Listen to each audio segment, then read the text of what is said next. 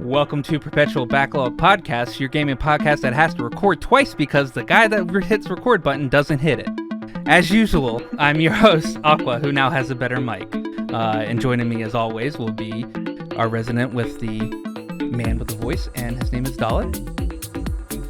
Yep, and he is enjoying all of this. And our other resident vegetable, Leek. Yes, the person who now has ammunition. And as we said last week, we're going to be doing a special episode this week. So we brought on a couple of guests who are now probably face-palming because I'm an idiot. First up, you know him as the denizen of the Velvet Room, who's always handing out contracts to save the world from constant doom. Sly, how are you this second time around? I'm doing well the second time around that nobody's going to know about. It didn't happen. This is take one. World first. World first, yes. And making his podcast debut, some of you know him as the Master of the Hunt, and apparently a menu speedrunning god who has to listen to that twice now. Lavren, how are you doing, man? Doing pretty good. Something about hearing that a second time hits a little different. Oh, But yeah? it's pretty nice. It's pretty nice. Also, I'm definitely not face palming, but I was laughing a lot. Well, as long as I can make our guests laugh, I guess. But now, since I'm actually recording this time around, Are you sure? I'll let you guys officially know. All right. That we like to do this in a nice order. All right. Since this is going to be a Monster Hunter Rise podcast, we're throwing out all of the news. Leek will be doing a breakdown in the next couple of days for that. But we first like to start out with what we played this week, and then we go on to viewer questions, and then after that we'll go straight and talking into Monster Hunter Rise. So I'll start with the guests first. As we already know now, Sly has only played Monster Hunter Rise this week, which is the only thing he should be playing. Yep. Pretty much. So we'll get to his stuff later on. And Lavren, what have you been playing this week? I have only ever played Outriders aside from Monster Hunter Rise, and I have been enjoying it, but I haven't finished the story to experience what the end game is like. But yeah, I'm still having a good time with it. It's fun. It's like mindless like chaos. Like there's just so much going on at one time. But the game is suffering from its fair share of crashes, and apparently I don't know if this was fixed, but there was apparently a bug going on where I guess it's an end game related thing where if you join like a specific mission or like a specific mission type or whatever, you can run the risk of losing every item you have in your inventory or something Oh like that. no. I don't know if that was fixed. I haven't looked it up or anything. I just know that there was a recent 2 GB patch that addressed some pretty big crashes and some stuttering issues, in which I've played after, and I haven't really noticed a difference with the stuttering, but there weren't any crashes, so that was cool. So It was fun. I have gotten to endgame in Outriders. I can tell you I don't know if it's a specific expedition that does it. From what I've been hearing, it's just playing online in general with other people. That if you get disconnected, you could experience your inventory being deleted. I haven't ran into that yet, thank God. And I'm only at tier 9 for expeditions. But it's pretty fun. The story is almost non-existent to me, but the gameplay is really fun. It's like a shooting Diablo game, and the end game is have you played Diablo 3? Yes, I have. So you know the rifts in Diablo. That's pretty much the end game of Outriders. Okay. Only it's not procedurally generated. You have like 10 missions that you do, and you go through and go all the way to the end and get loot. So, but that's what I played this week. That and Atelier Ryza. And nothing new about that other than I've gotten the end game in Outriders, and I'm just slowly going through Atelier Ryza. What did you play this week, Dalit? So I'm actually really happy to hear Lav say he got a code because I did as well. Wait, you got a code? You got a code? Yeah, it's great. Yeah. What? I What? literally How? just had. What? How? Thank What? you, How? Square Enix. What? How? That I will explain later on. But Interesting. yeah. So I've also been playing Outrider, and oh boy, this game for me is an absolute mess. I've had issues stuck behind signing in. I've had issues stuck on, like, maybe not the loading screen, but the character screen. And I've had overall just stability issues staying online. And I would blame Comcast, as I am often inclined to, except that I was fully able to do everything else. Like, it's really just been server issues. Which is a shame, because as everyone has said so far, it's actually pretty good mindless fun. I really wish the guns felt better, but other than that, I made a trickster. I enjoy teleporting around, turning people into skulls and watching them explode. Yeah. Well, you're playing the second time. highest DPS job in that game. No. Neat. I promise you it's not the second highest DPS when I'm playing it. No. If I play with you, you'll be like the top DPS because I play Devastator, and that is the least DPSing class in that game, and it is sad. Yeah. I was hearing some unfortunate things about the player base and what they were willing and not willing to partner up with, which is a shame. They need to do a couple of things with this game outside of bug fixes. They need to diversify class building.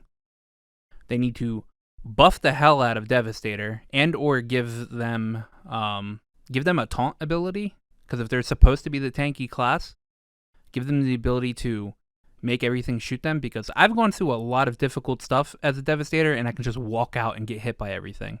Like, I'm tanky as absolute fuck. But that doesn't mean anything if I can't get their attention.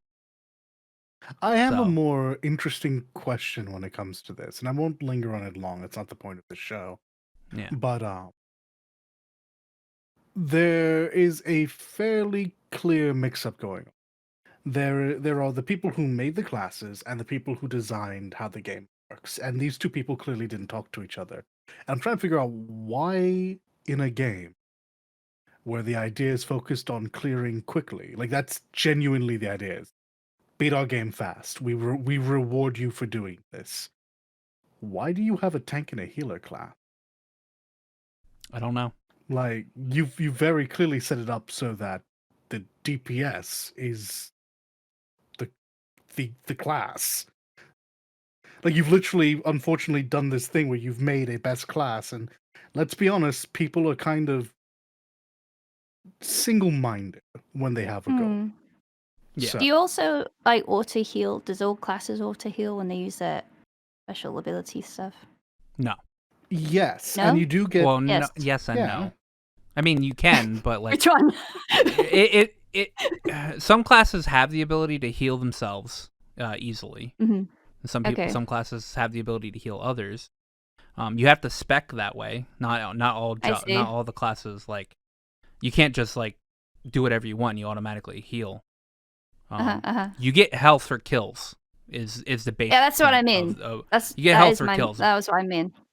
But you have to be like with Devastators. You have to be next, like close range to the enemy when you kill them to get healed. You can't long range kill them unless you have like certain mods that allow you to do that.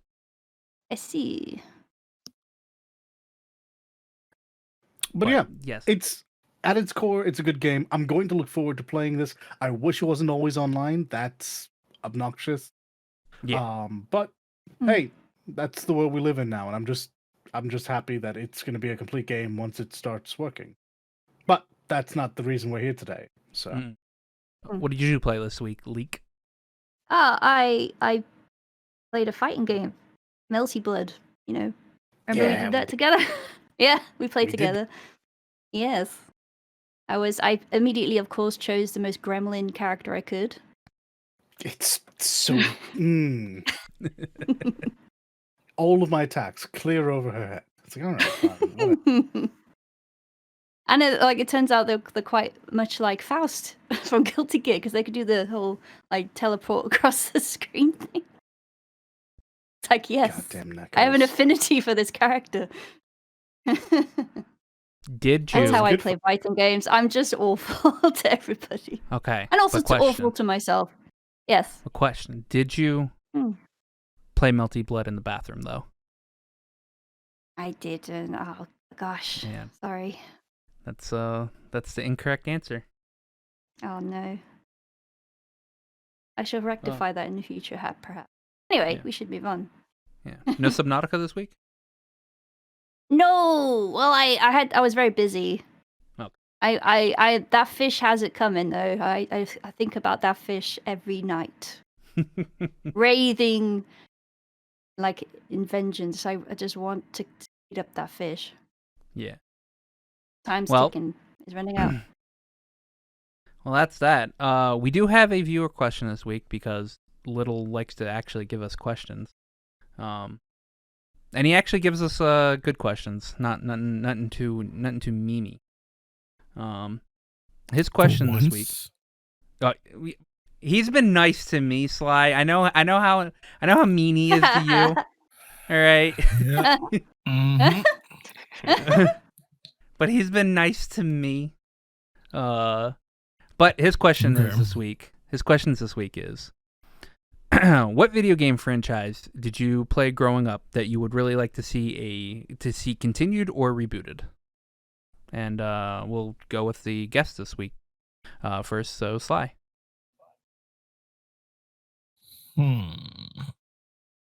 What did I play growing up that I want to see rebooted? I mean, I would say Clock Tower, but they've kind of done a spiritual successor to Clock Tower. But I would love a proper Clock Tower again, like actual Clock Tower story, everything. Huge scissors, ridiculous hiding places, ridiculous death scenes. I would love another Haunting Ground too. That was another one that was really good. That was from the same people who did Clock Tower. So some of the same people, and it's got this cult following, and it's such a it was such for its time an amazing horror game that I kind of miss, and it's become part of my yearly Halloween tradition now. So yeah, I would love to see them return to Clock Tower and or Haunting Ground for a remake. I'm or- passingly familiar with Haunting Ground. That's the one with I forget her name and the dog, correct? And Mhm. that's your team. Yeah, that Yep. game's wild with the dog RNG. I have to Yeah, it admit is. that the reason I found it was actually a Street Fighter V costume. But, Costume. Mhm. Yeah, for Kami. So I went to go have a look see. That game looks interesting. I've seen speedruns of it. Its premise is wild. It is crazy. It's not as messed up as Rule of Rose, and that's another conversation. That game is just, but yeah, it's in terms of story, it's kind of messed up, and it was scary. It was very scary in terms of like you not being able to fight. You can defend yourself, but you can't fight. And I love those games where it's just not like Resident Evil. It's just hide, run, or die. Those are your options. And dog. Yeah. Ed dog. All right. What about you, Lavren? Oh man, that's a tough question.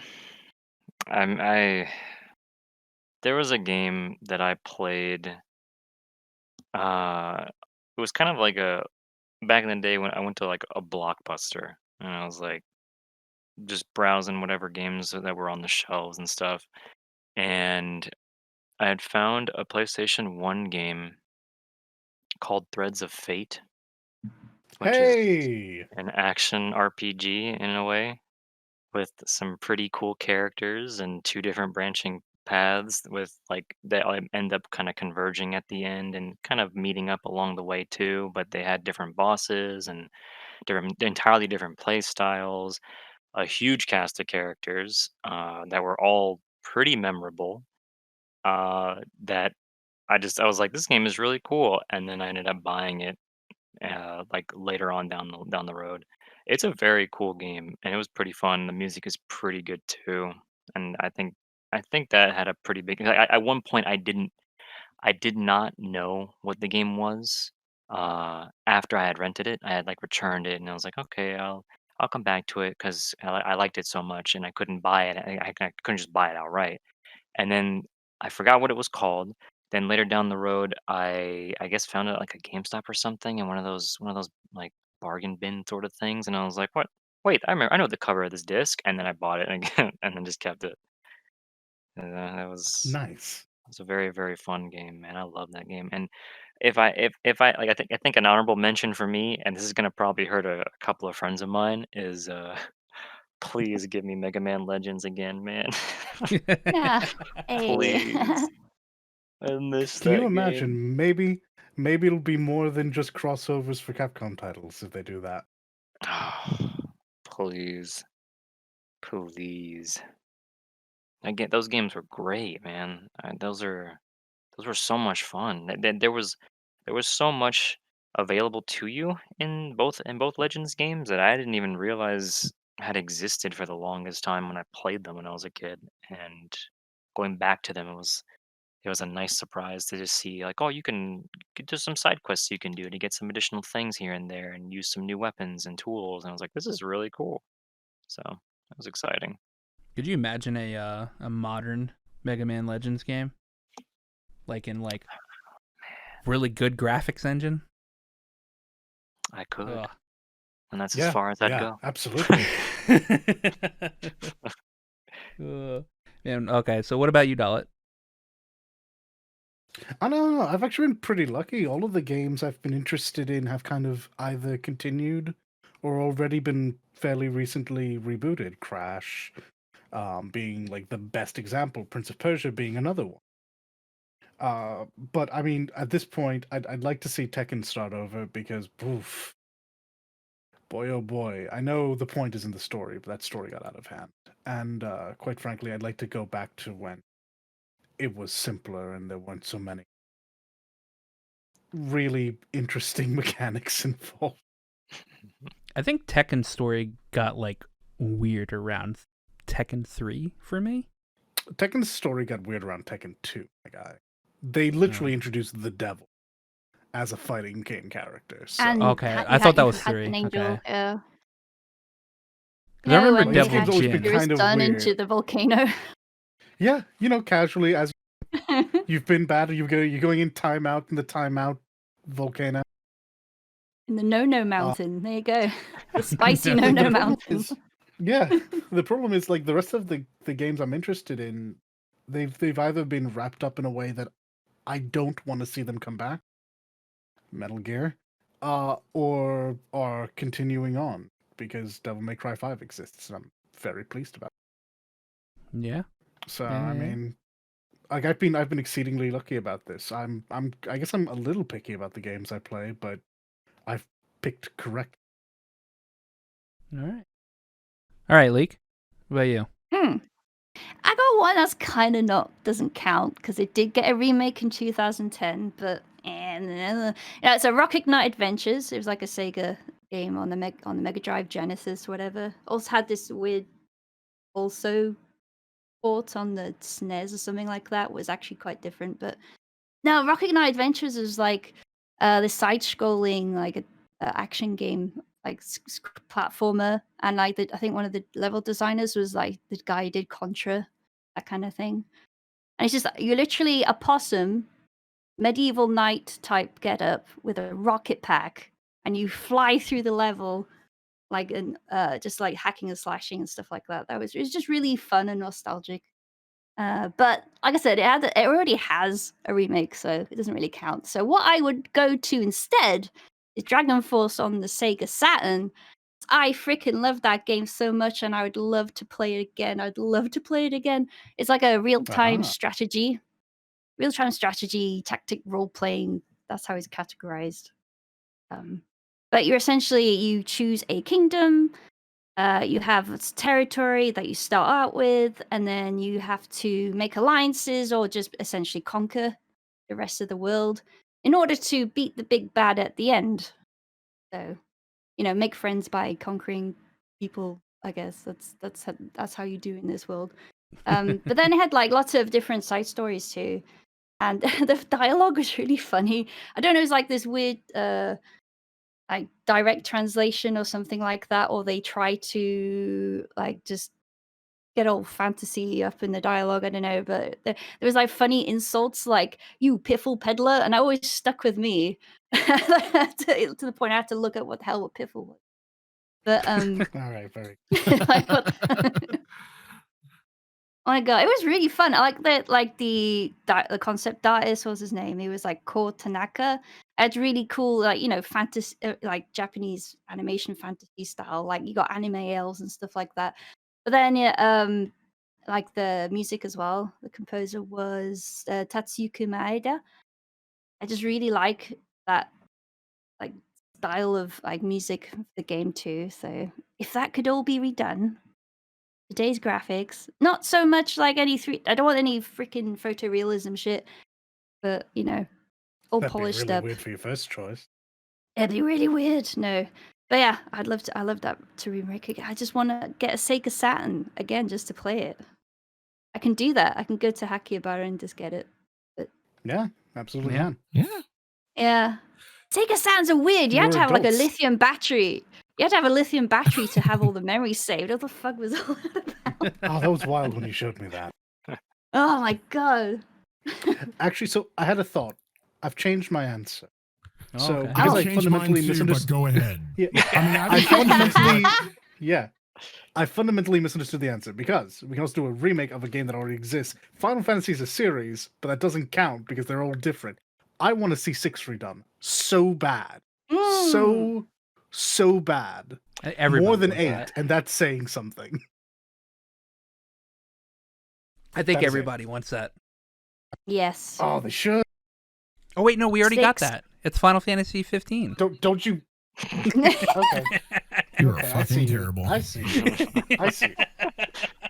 Hey, Sly, how are you and Haps doing for co-presenters on so? Wow.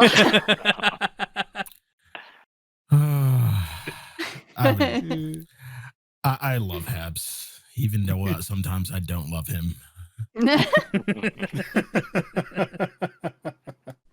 So are you gonna change your answer, Sly? I didn't want to change it, but I'll add something. I'll add 2 things. Okay. I love Vien's visual novels, and I would kill to see Snatcher redone, and I would kill to see Police Knots redone. Ooh, those are please. good choices.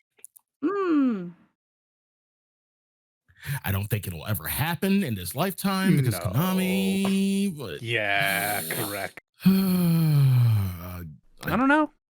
Konami's been licensing out some of their IPs lately, so These would be 2 very interesting things to see redone. I don't know that Konami cares, to put it, blunt. time to It's raise been- some God, but money those for are good Konami. God, it's been what, 30 years? Damn near 30 years? Yeah, I want those 2. Like we need not to say that the visual novels of this generation haven't been good. They've been really good. Some have been really good. But we need to go back to the OG. Yeah. I think I All do right. have another honorable mention. All right. Resident Evil Outbreak. It's a Fair. PS2 game. I never played that one. Yep. It is a PS2 game that lets you that was way ahead of its time. It actually had 4-player co-op online, no mic support or anything like that, but they had the use of these of like buttons on your controller that were mapped to specific messages that would tell your teammates to go, follow me, help me out, things like that. You could see your teammates' inventory and request items or tell them to use something if they were in trouble or something, things like that. There were mechanics. There was a virus mechanic. If the virus reached 100%, you would actually turn into a zombie, and you can control it and just screw over your friends if you wanted to. Ah, Nice. And there were also unique messages that you can still press with the same buttons on your controller as a zombie and get unique lines. And I think there was like 10 or so different characters that all had different perks, different health stats, strength stats. They started with different items or weapons, a lot of different things. And there was a lot of costumes that also had the same qualities, different items that they started with or different stats. Some characters would just start in danger health for no reason. Some characters would be the slowest character in the game, even at top running speed. They couldn't keep up with anybody in the game, and they had like stick figure characters that were different colors, just yeah. because it was just a silly little joke. There was a Nice. number of really, really cool things about that game, and I would love if Capcom would just remake or even just bring Outbreak File 3, even just continue it in Mm-hmm. some way and add all the old scenarios redone, RE engine and everything, same characters that they used, give us all the costumes for free, add new ones with DLC if they wanted to, including additional scenarios to keep the game going. All that stuff. There was Mm-hmm. like a randomizer feature, things like that. There's so many cool things about Outbreak, and it was really unfortunate that it was just so far. It was genuinely really far ahead of its time, but Mm. it was a lot of fun. Yeah, to the point that didn't they try to kind of remake that idea with the multiplayer in Resident Evil 3 remake? Yeah, Yeah, Didn't go over well though, did it? they tried to make it it did too not. serious, I think. Yeah. Okay. That's the So what I'm problem. hearing is needs more tofu. Wasn't there news that they're gonna try another multiplayer? Reverse, yeah. Reverse, Yeah. yeah. Yeah. There's a beta this month, isn't there? Or That I don't yeah, know. That I I do think I not remember know. correctly. Yeah, I'll have to look it up. Stay I'm tuned to pretty the sure there's podcast. We'll let you know. yeah. Yeah. All right, so I'm gonna kind of cheat a little bit because I think my game that I'm picking is actually getting a like a reboot, remake, or something like that in the near future. But mine's gonna be Star Wars: Knights of the Old Republic.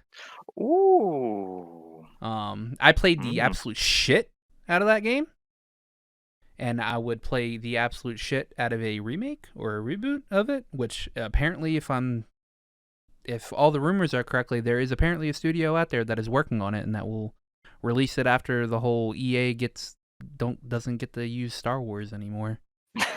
Shit in Fingers 2023. Oh, they waiting, are they? Yeah. I mean, well, they got to work on it. They're able to work on it, but like they're not allowed to release it until the contract's up. So Oh, I see. I think we're going to see a lot of Star Wars stuff come out in like 2023 and 2024. Because everybody's like working on new games that just can't release it. But I think that's apparently getting a reboot. But that is the one game that I would 100% like lay down my life for to get a reboot. Yeah, actually that's literally the only one I could think of. That game is amazing, and if I had an Xbox, I would probably be playing it every other week. But that's it. That's it for that question. We don't have any other questions, and I don't think I would do more than one question a week anyway, because it actually takes a lot of time. So now we get to do It does. what we are set out to do this episode, and that's talk about Monster Hunter Rise, which came out a couple weeks ago. Was it end of March? Right at the end of March is when it came out. March 26th. Yeah. So as the only two people that have actually played this game, how you guys liking it?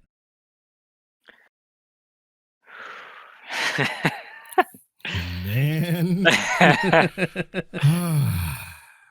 have a bit Give of a us this whole problem, man. You give us this whole platform to talk about it, and right now we can't even say anything. Go ahead, Lav.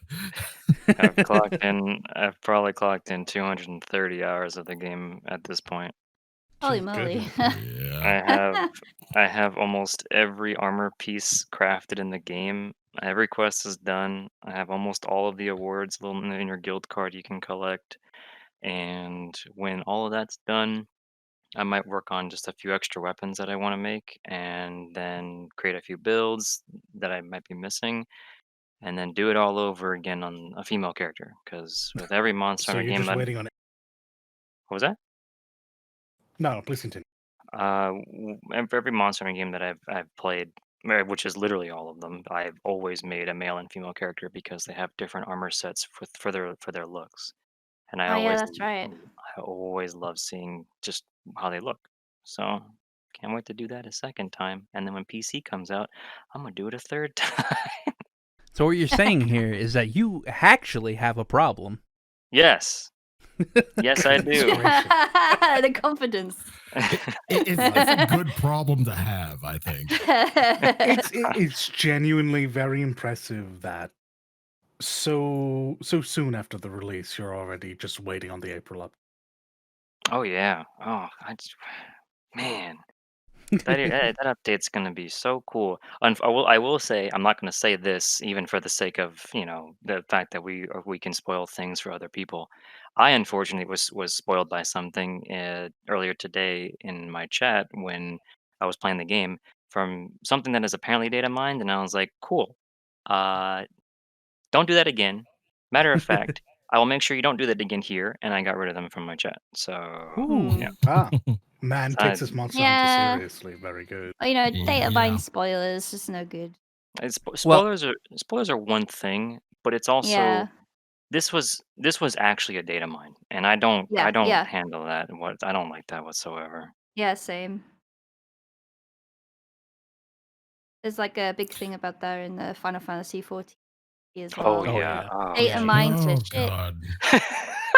I'm pretty sure there are people data mining the new patch right now. hmm Wouldn't be surprised. Yep. If I recall correctly, you got the max rank in GU. Yes. Because he is that crazy. I've Yeah. actually never done that. I had played a lot like a couple years before that, just playing the game over time, helping out people get things done, and one of the goals that I set for myself a couple years back was I want to make sure that I do every single quest in the game. Everything offline, everything in Gathering Hub, including event quests, including arenas, all of it. Get it all done. And I just went down and just got it all done. And then by the time I'd finished, including helping out people like, yeah, you can post your own quest, even if I've done it already. I don't care. Let's just do whatever. I reached around HR like 700-ish or something, or 600. And then within the last couple of weeks before Rise's release, I just did a little tactic where you can get a food buff that boosts the amount of points you get for a quest. Did one specific quest for charm farming and killed, I don't know how many more brackies it was, but I killed like bracky maybe like 300 times or so and finished it. Gee. It took like 45 seconds depending on the party every time, every run. Mm-hmm. So what we're saying is that in the next couple of podcasts, we're about to have an intervention for you. I think More we than can likely. pass that. You could try. Holy crap! Lav is a man of focus, commitment, and sheer fucking will. Yeah, that's another. Those are words for being stubborn. Yes. All right, how are you liking it, Sly?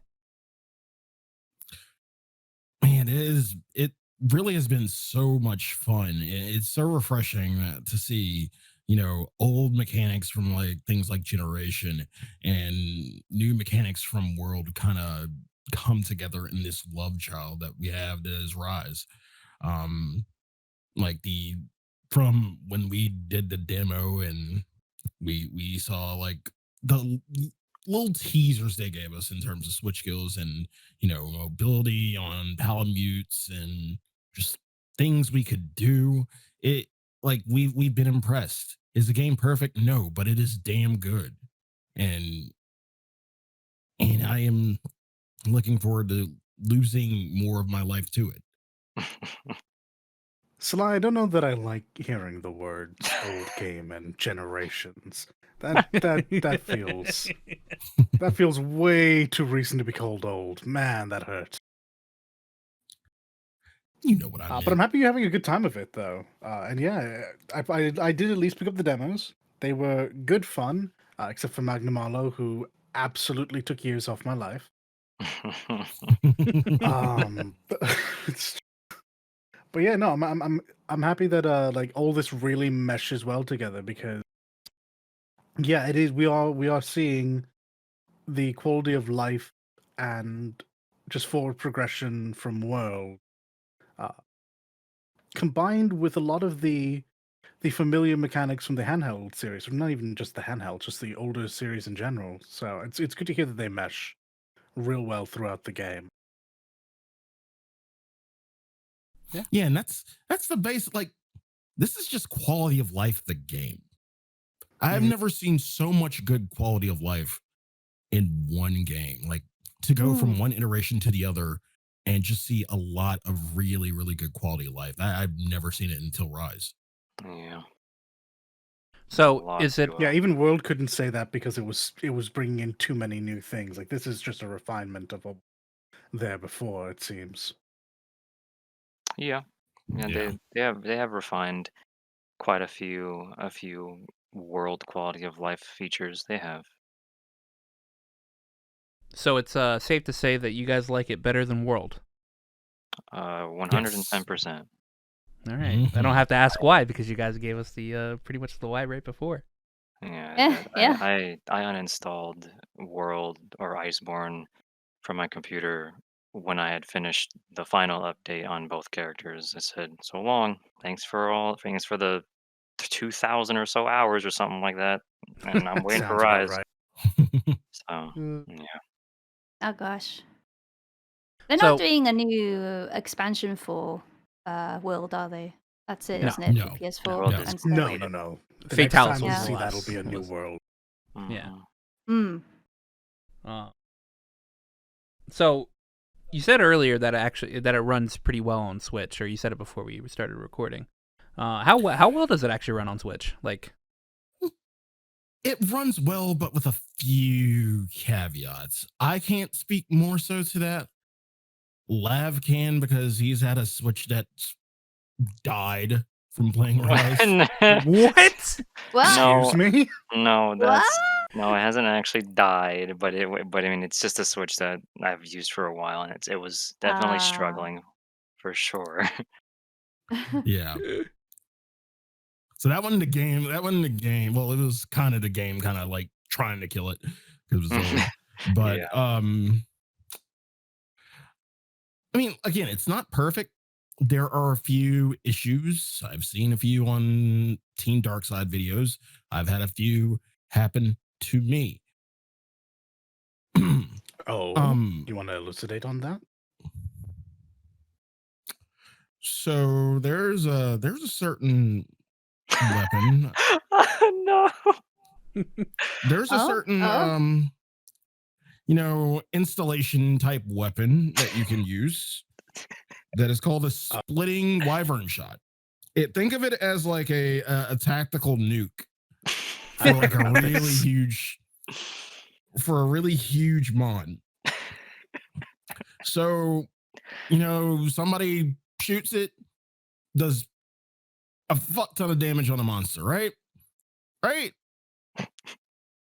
Yep. Wrong. It can also kill you. Yeah. It can also kill you?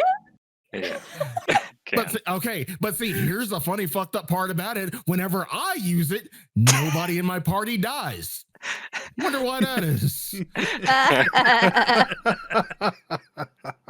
So the whole thing behind that is because it lets you aim it pretty freely before you fire the nuke.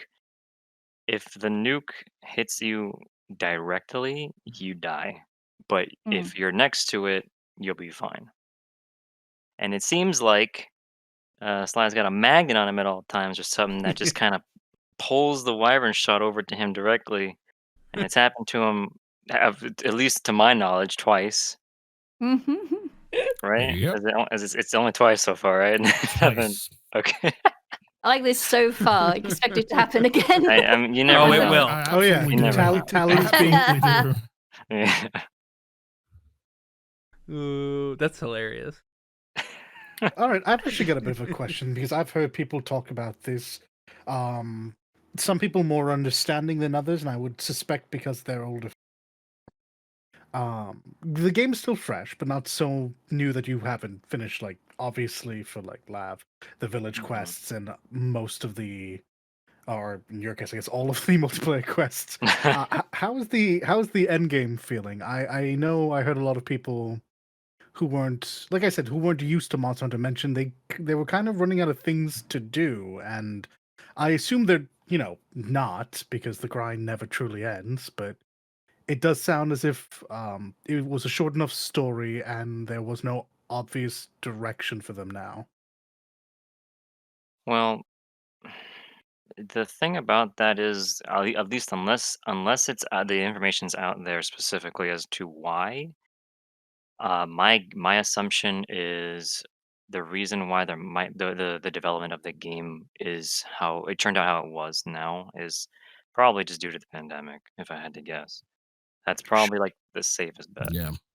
Yeah, that was my Uh, Yeah. assumption as well.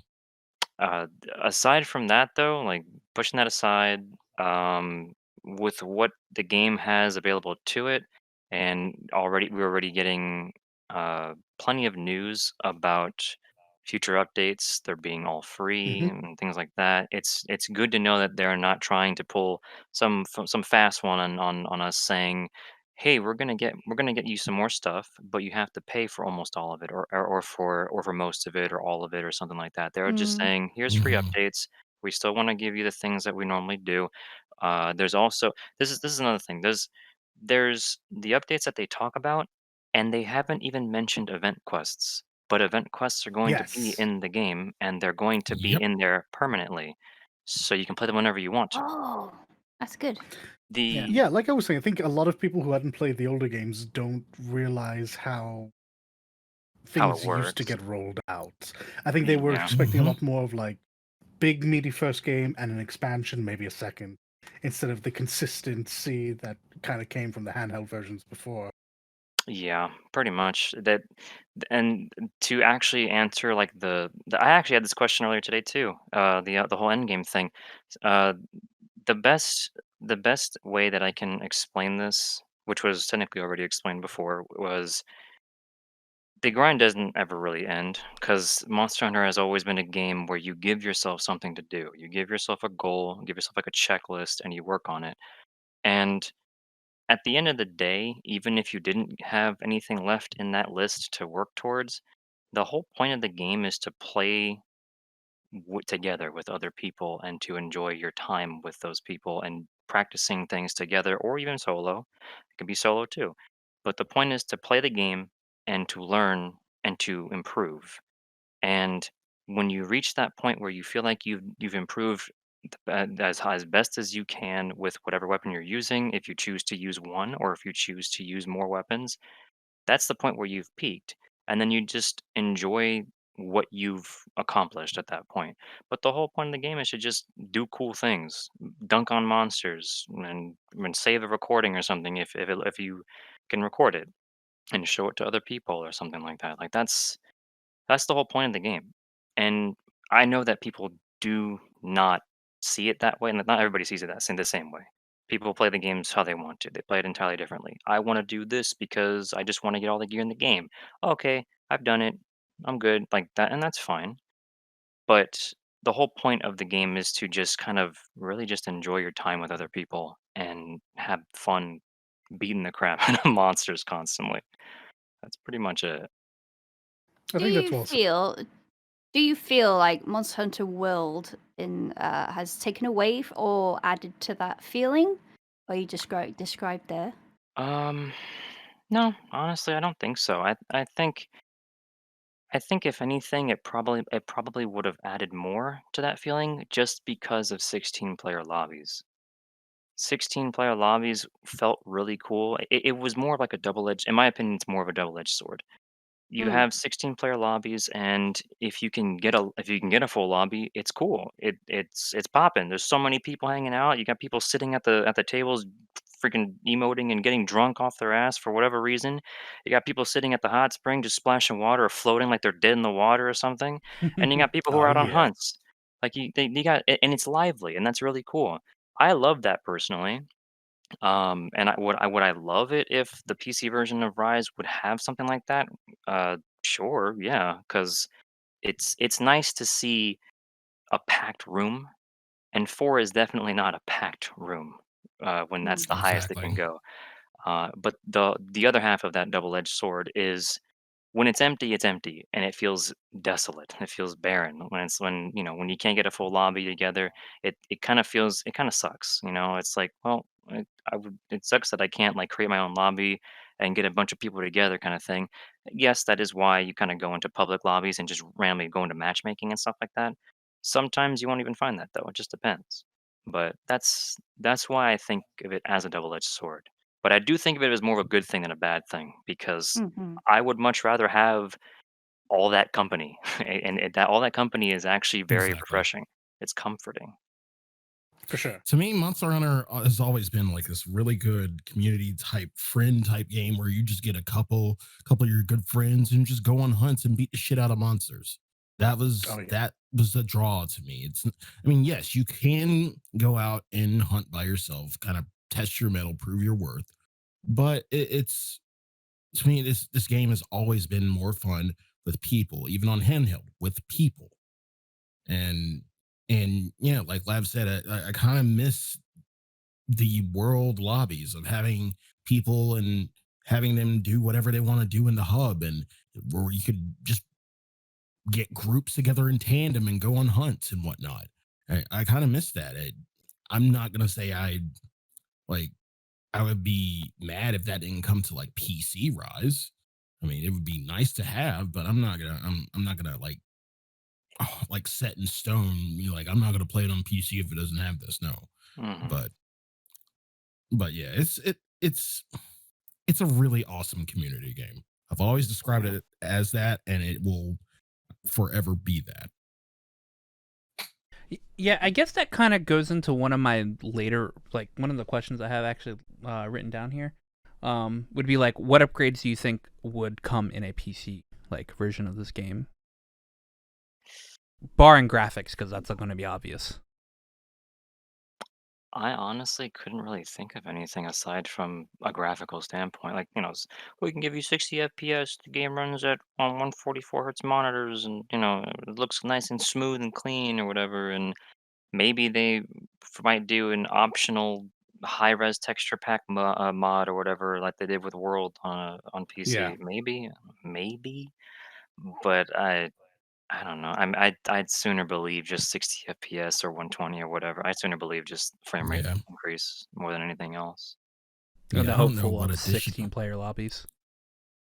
Hopefully, Mm, I mean, I don't know what additional quality of life they could add on top of it, like on top of a game that's damn near perfect the way it is right now, with with a few adjustments. mm, And we'll probably end up seeing certain adjustments. I don't know about like ability or weapon adjustments. I could see that happening in the future, in the near or far future, depending. yeah. But um, because there's certain things I kind of want, like in terms of like abilities, certain things I would love to see added to a kit, like certain little tweaks that would just set everything off just right. Um, will we get them? Maybe, maybe not. But in terms of anything additional, oh God, I don't know what they could add. I really don't. It's funny to hear you say this because I said the same thing. God, how many years ago has it been? When 4 came out, or 4U rather, because that game is still like my favorite Monster Hunter title. But I think there's always something they can do to surprise us.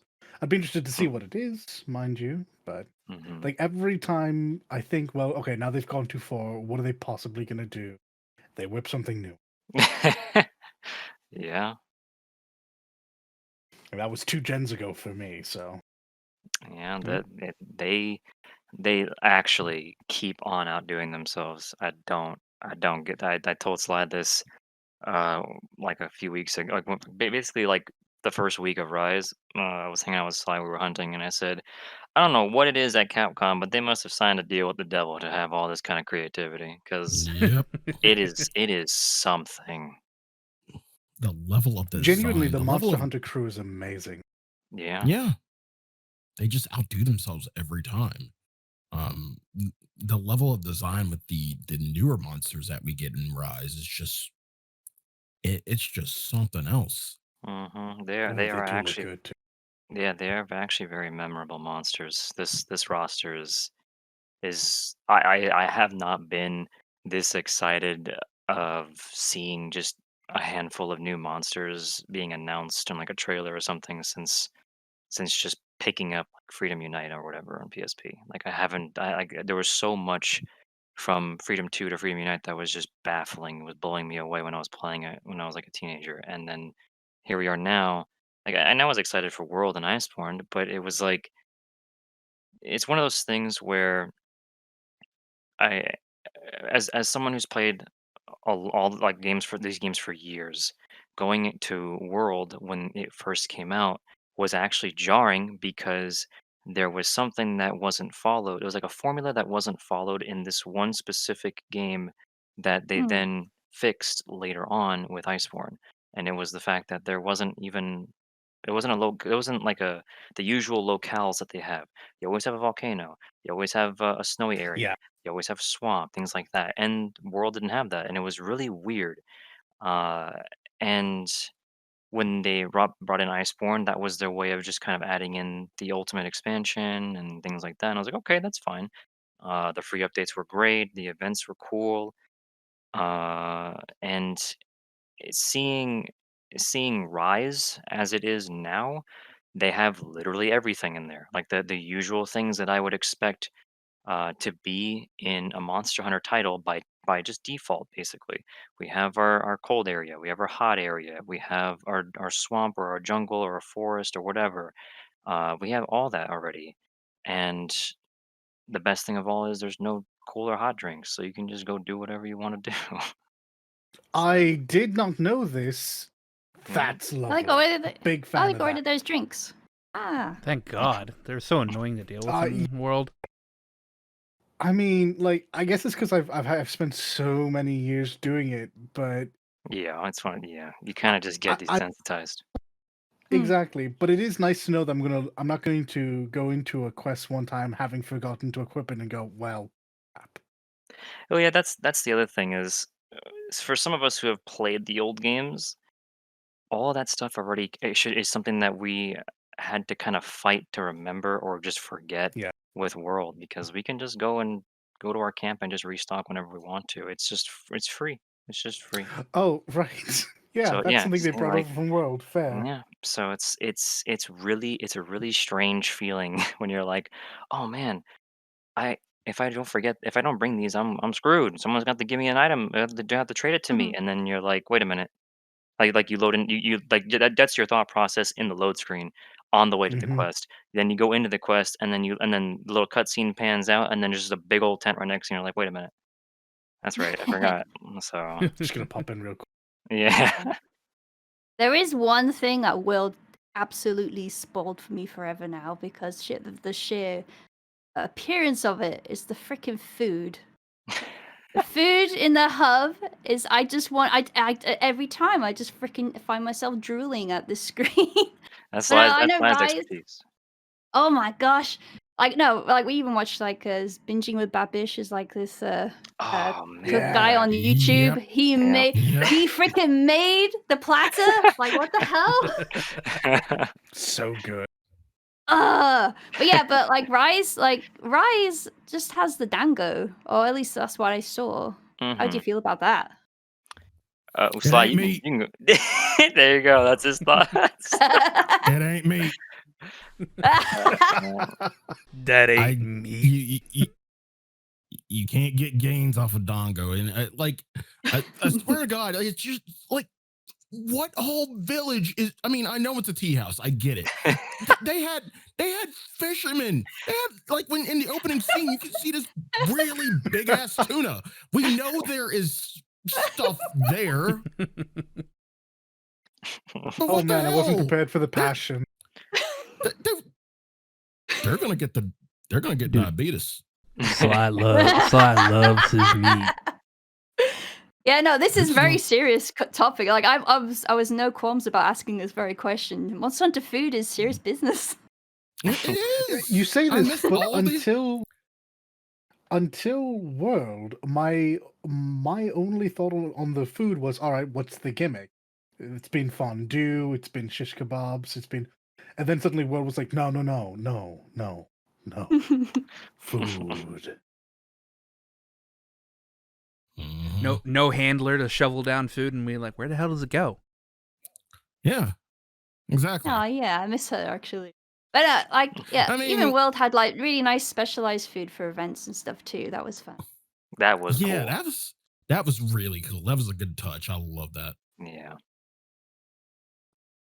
But this just goes back to the I guess the most impactful part of World really was just the community aspects, the spots where you could all get together and just goof off.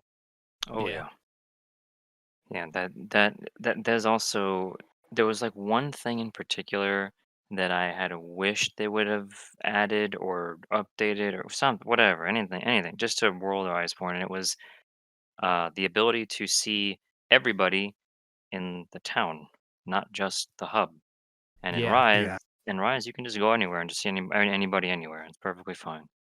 So Oh, that's that nice. was cool. Yeah. Maybe that's the reason it's only a 4-player lobby. I don't know, man. Something Switch Mm. limitations, maybe. I don't know. Yes, Switch That's limitations, that is exactly. absolutely what I'm leaning toward. Speaking of like I don't know about like limitations or whatever, but like, are you guys both are both of you guys playing on Joy-Cons, or do you have like Switch Pro controllers? I got me a the Rise Pro controller. Okay. What about you, I Sly? mean, it's Pro. Yeah, I just got the regular Pro controller. Okay, so I was gonna ask kind of like how intuitive the controls are on like I guess Joy-Cons, because like I mean there's gonna be a lot of people that are probably playing on Joy-Cons. Yeah. But controls feel fine on Pro controller. Yeah. Yeah, that's fine. I've only played 4 hours of it on Switch Lite, but like my problem is like the controller is fine generally on the Switch Lite. I can get to everything, all the buttons and stuff, but my problem is trying to freaking focus target, and I press all the button I need to, and I don't know why, man. I can't do it. What's wrong with It's me? fine. Just get a Circle Pad Pro. Oh, I mean, what? No.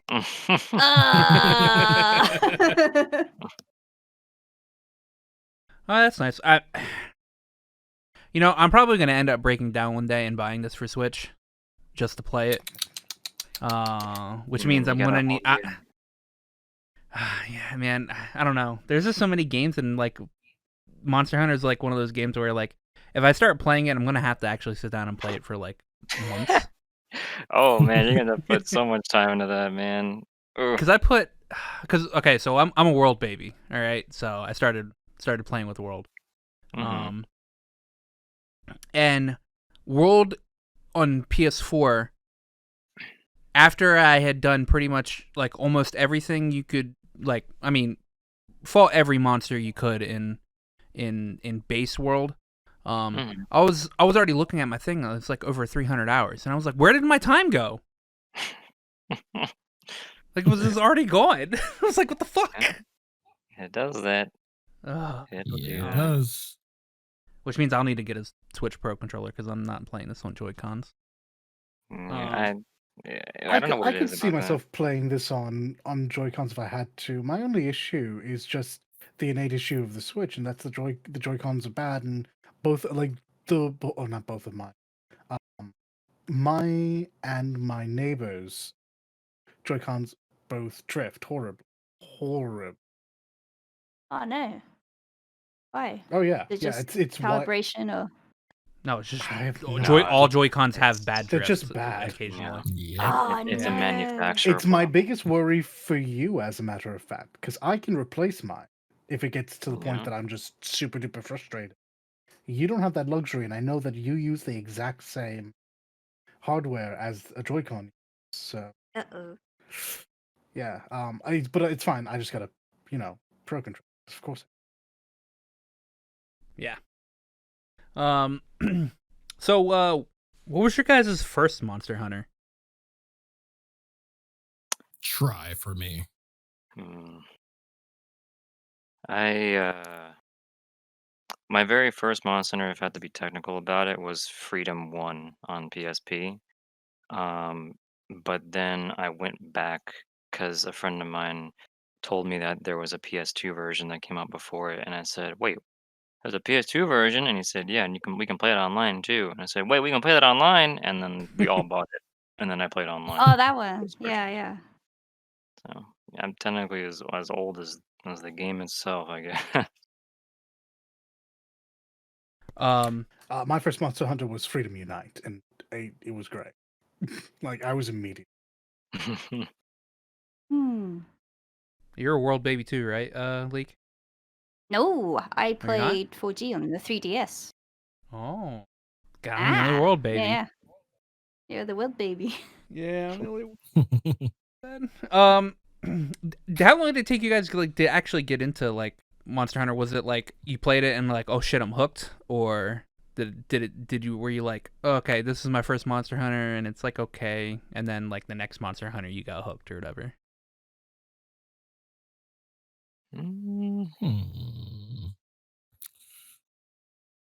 I think for me, like when I played Try, it kind of just clicked. Yeah. It really clicked for me. Like Huh. it didn't take much, and ever since then it's been history. Yeah, for me it was one of those things where that wasn't Monster Hunter was another game that I even bought on a whim anyway. I was like, this game is cool. There's a what I thought at the time, which was when I thought Los was a dragon, because I didn't pay attention to what the difference was between a dragon and a wyvern. I was like, that's cool. Fair. There's a big greatsword, and they're fighting Los. I didn't know what it was at the time, and I was like, "This is cool. I want." And I checked out the back of the box, and they said, the advertisement of you can craft all these weapons and armor pieces and fight all these beasts and all these brutal monsters, and I was like, "Okay, I'll buy." it." and uh, and then I hopped on the game and didn't know what the hell I was doing for a few days. And got my ass beat by a Kutku for the first time when I fought it, and then I was like, "This is actually pretty hard. I like it." And then I just started playing it a whole bunch. I was pretty hooked. Like I was hooked on that game the second I even saw the back cover of it when I was reading it. Like it drew my attention. It piqued my interest. Whatever you want to say. Like it was something that felt like at the time when I read it, it was different. I was like, this sounds pretty cool. There's a lot of It stuff was I can meant to work be. toward. Yeah, and I Mhm. the amount of time that I spent with Freedom One before I went back and played the PS2 version was insane. Like I would. My head was down looking at my PSP at all times. I give myself a fucking neck problem if I'm staring down all the time. But no, it was great. Like it was cool. It was cool to like fight a new monster and learn the controls at the same time, and just kind of get an idea of just how the quest system worked. Because I remember when I first started the game, before I even fought anything, before I even had to kill anything as the quest target, it was just a gathering quest. I was like, okay, cool. I'm gonna go on a gathering quest. Go in there. I grab my map and I run around the map, and I'm just like, How do I finish the quest?" And then I looked in the menu, and it said, deliver the Paw Pass ticket, and I was like, "What the hell is a Paw Pass ticket?" And Yeah.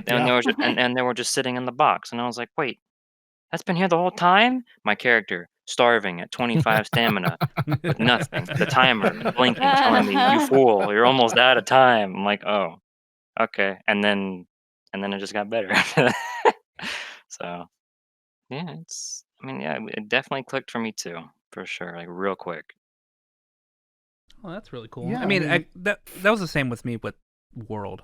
Like I said, 300 hours later, I'm like, oh god, what the fuck am I doing? Well, I think So- World was actually genuinely a very good place for a lot of people who otherwise might not have engaged with this to start. I think it did a lot. Absolutely. Really just appealed. Well, that's what they were going for as well, right? They wanted new people Yeah. to be interested in Yeah. the series. Just so. Accessible. Join in. God, you all just sound so much better. I got in trouble playing Monster Hunter. Why? I was introduced to it in high school, obviously, because that's about the time it was coming out. Mhm. And my friend had imported 2 specifically Oh, man. for his PSP. So that was like the introduction of the Tigrex or whichever Mhm. way people choose to pronounce. And Yeah. so that was literally my first experience, was watching my friend get absolutely demolished by the flag. And I was like, yes, excuse me, what? He was like, okay, so you can get this. It's going to cost you a bunch, and also it's only in Japanese. I was like, that's less appealing. He's like, hold tight. And like a couple of months later, he's like, yeah, my guy, the American version came out. It's called Freedom Unite. So I dug into it, and because it was on the PSP. I mean, we played in school, we played at lunch, and Mhm. throughout class sometimes. Yep, me too. One of that. Yep. Head down, claw grip initiated. Yep. PSP And it in was my backpack. actually, Yeah. for me, it was PSP in desk with my headphones going up my sleeve to the ear. Oh yeah. Yeah, I I was a had good student. They never even looked at me. I was free to play as much as I want. I had a similar situation, but, like, instead of it being, like, in my desk, I had one of those, like, laptop bags where they're just, like, very, very thin bag, and you just have one strap, you put it over your arm, and then it just rests at your waist. And Yeah. I had my books or my folders or whatever in there. I just dropped the old PSP in there, and I would sit it on top of the desk and just play with it play with it sitting out Yep. in the open. And they'd be like, "What are you doing?" And I'm like, "I'm looking for a piece of paper." I'm just sitting there staring at my PSP. "What's that clicking?" "It's my pen, don't worry about it, it's just in here. Don't worry about it, it's fine." I have a ticker, guys. Yeah, no, I mean, it was yeah, good no. times. It was good time. See, I What was a big fan of Shadow of Colossus, so like the whole like fighting gigantic monsters thing was always appealing to me. So when I finally got 4G, I was like, the first thing you see is this gigantic freaking shark, is it Darren Moran or something like that, right? Sailing like beside your caravan ship in the sand. I was like, what the fuck's this? This is awesome. Just the opening cutscene was really appealing. Yeah, it was really cool. That was very Shadow of the Colossus, come to think of it, yeah. Yeah, I was like, yes. That clicked. I love Shadow. What is probably the hardest monster in Rise? Mm. I feel like that's a This is going to be question. spoodless. That's a loaded question. Because I kind of feel like, okay, the thing about Rise is tough in general, like for anyone, including veterans, it is tough. Like any monster has the potential to kick your ass if you are not careful or not ready.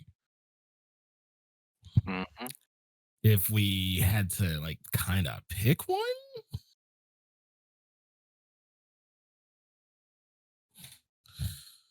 I mean, Almatron can be a bitch when he wants to be.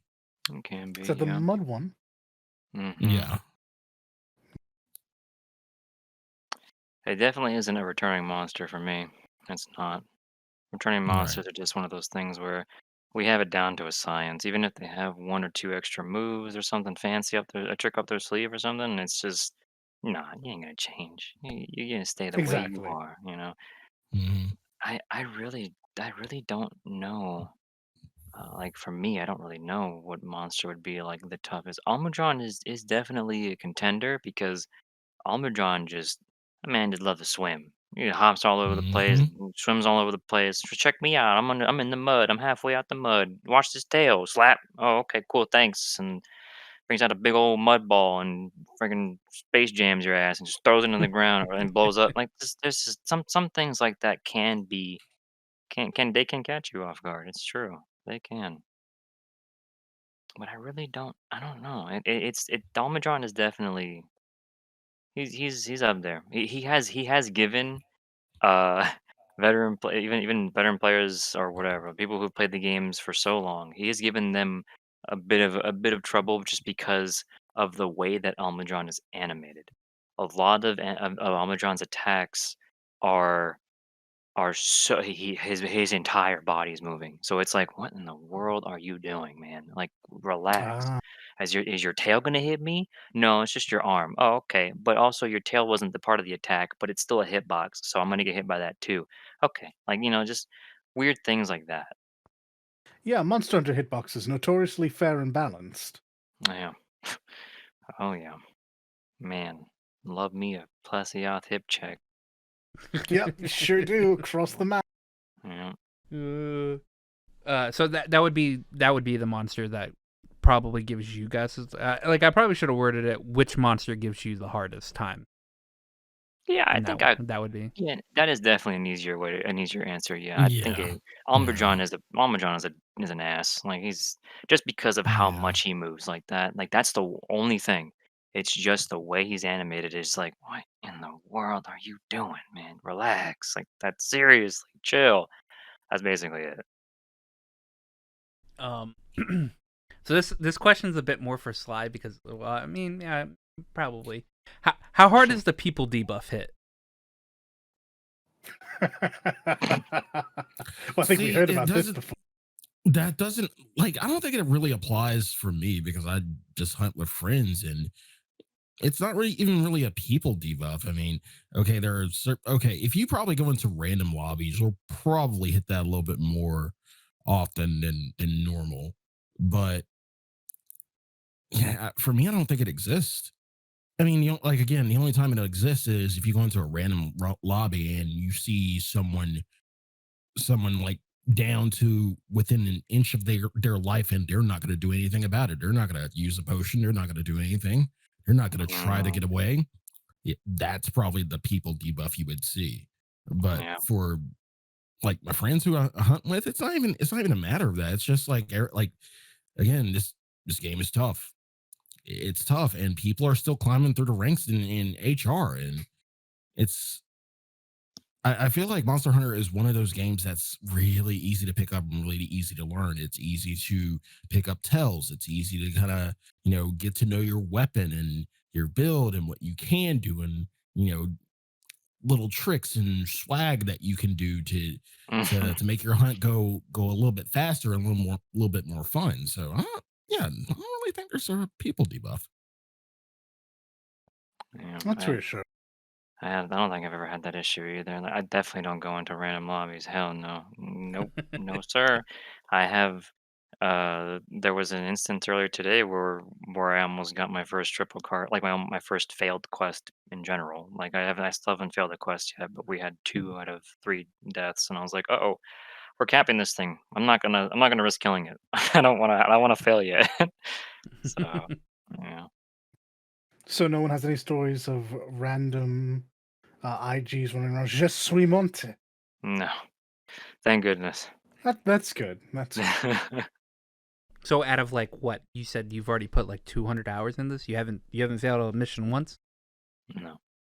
Oh. I've carded probably like 10 times in total, maybe something like that. I can believe But this. Yeah. but no failing yet. I got close to failing a quest like 2 or 3 times in my time playing, in multiplayer specifically. Hmm. It's pretty good. Pretty good. Um, so for people that are world babies, is this the logical next game to go into? Don't think about World anymore. Play Don't only think Yeah, Rise. about World. Only Play only Rise. Very good. Very good. All right. That answers my question. There's a lot. There's a lot to look forward to. I can tell you that. There's a lot to look forward to with that game. All right. There's gonna be so much consistent content. Yeah. So, do you guys have a favorite new feature that Rise has put in? And why is it the good boys? Why is it the good boys? Specific to new feature. Yeah, a feature specific to Rise only. Oh, okay. Oh man. Okay. No, I got mine. You have one slide. Switch skills. That's a good one. Yeah. Hey, tell us a bit about them actually, because I know what they are in terms of like what people were getting excited about, but think of think like abilities from Generations. oh, for sure. Yeah, it's exactly like that. Cool. They like you can pick any kind of combination to kind of cater to your play style, and it just works. It's not just like one. It's not just like or a couple. Like you get three, and again, you can have like the standard ones, and that's fine, or you could just make something really crazy that kind of complements each other skill or each other kind of passive that you have, and it it just becomes a lot of swag, and I love it. Yeah. It's really, really fun. Like Mm-hmm. it's unbelievable. Like people who like play Greatsword or something, for example, there's two specific switch skills that Greatsword has that I've seen so many people using, and it's just you want super armor on your attacks? Okay. Do you want to be able to do more damage while you're charging your Greatsword, even especially if you take damage while charging it? Okay. Sure. Go ahead. Super armor, by the way. Goes through roars. No big deal. Like it's it's nuts. Bringing back the old Brimstone Slash from GU or G or whatever, Yeah. and bring it into this game, and then combining it with another super armor ability, and it's like, what are you, Capcom? What are you doing? Thank you. Keep doing it. But what in the world? It's really cool. But my favorite thing is Wirebug. And not specific, not like just Wirebug, like as a whole. I mean specifically the ability to finally recover whenever you hit the floor, or if you launched in the air, you can just recover with no big deal as long as you have Wirebugs. Oh, being Like, able to tech is amazing. yes, being able to tech off the ground and in the air, and you in a few cases when fighting some monsters, you have to do that because being launched in the air will not give you iframes from some of their attacks that they land on you. So Oh, that's it's interesting. yeah, so you actually it's a learning experience for some, and it's cool. It's like, oh wow, okay, I can't just iframe that by just being hit and laying on the floor. Like I gotta get out of there. And it's really it's something I would tell people this I've been telling people this constantly ever since I played the demo for Rise. I would tell people, let me tell you something. This in particular is probably one of the coolest things, and something I hope stays in the series permanently. It's one of the coolest things you'll ever experience in this game for a while. And I say that with confidence because for 15 years, it's been 15 years. Getting hit by anything in the game that would send you flying is annoying because you have to sit there. You get frustrated waiting for your character to get back up. In some cases, you're forced to get back up automatically. In other cases, you can lay down and wait it out for a couple seconds, and that's good. But it's the idea that you just want to get back and keep hitting things. Like you want to keep Yes. fighting. You don't want to keep waiting. The only thing I should be having to wait on is if I make the mistake to go back in again or be risky or something, and I die and I cart. Like and then that should be the longest wait that I have to worry about. because Mhm. even getting to the monster doesn't even take that long. Like literally the longest wait that you have in playing Rise is just dying animation. Here's your cart. Here's your back at camp. We're out of here. Like go, yeah, yeah, you can play. Like that's the longest wait you have to worry about. And there are a few attacks or some sort of I don't know the whole science behind this. I really don't get this yet, but there are some things in the game from certain monsters, or maybe it's all monsters, that some of their attacks can launch you in a way where you can't use your wire bug, but you won't. I don't think you can be followed up for a combo by them or anything. But even then, it's like that doesn't really happen that often. It really doesn't. So it becomes this it's like mental gymnastics when you're fighting a monster of okay, I can use this wire bug because I want to do this attack. I want to get a buff or something, and maybe I can save the other wire bug for an emergency. Maybe I can just swing from A to B, or maybe if I get hit, I'll recover if I want to. Like there's more to think about, and I love that like like a little bit of why I would tell people that same thing all the time is one of the things that I had hoped for the longest time was please let us play the game faster. Somehow. Somehow let us play the game faster because monsters are really fast. Monsters become faster when they're enraged. In some cases they get even faster in some of the other games and it feels unfair. Like playing World or Yeah, Iceborne, there are some monsters where like Zinogre, for example, in World, he does like five punch attacks back to back to back to back. And it's like, what are you doing? And sometimes if you interrupt him, he'll reset his punches and keep doing more. And it's like, what is this AI doing? And sometimes that may be a case of like the AI got a little funky, like it bugged out for a second or something. And that's okay. But it's just the idea that that's something that you have to consider and pay attention to when fighting this, and that sucks. And you I don't agree. have Actually, that I agree luxury. to the point that I completely switched weapons Yeah. for that purpose. When I did notice that like things were getting that fast, I did switch from back in the day, like the long sword and the great sword, to the Mhm, shielded weapons. In 4, I finally made my way to the charge blade, mhm. and in World, I just gave into everything. I was like, nope, we're Lance boys now. Yeah, like yeah, it can be a pain sometimes. Like for me, it's just like I learned to deal with it, of course, because it's like I want to play this weapon, even if it might feel like it's a worse matchup compared to another weapon.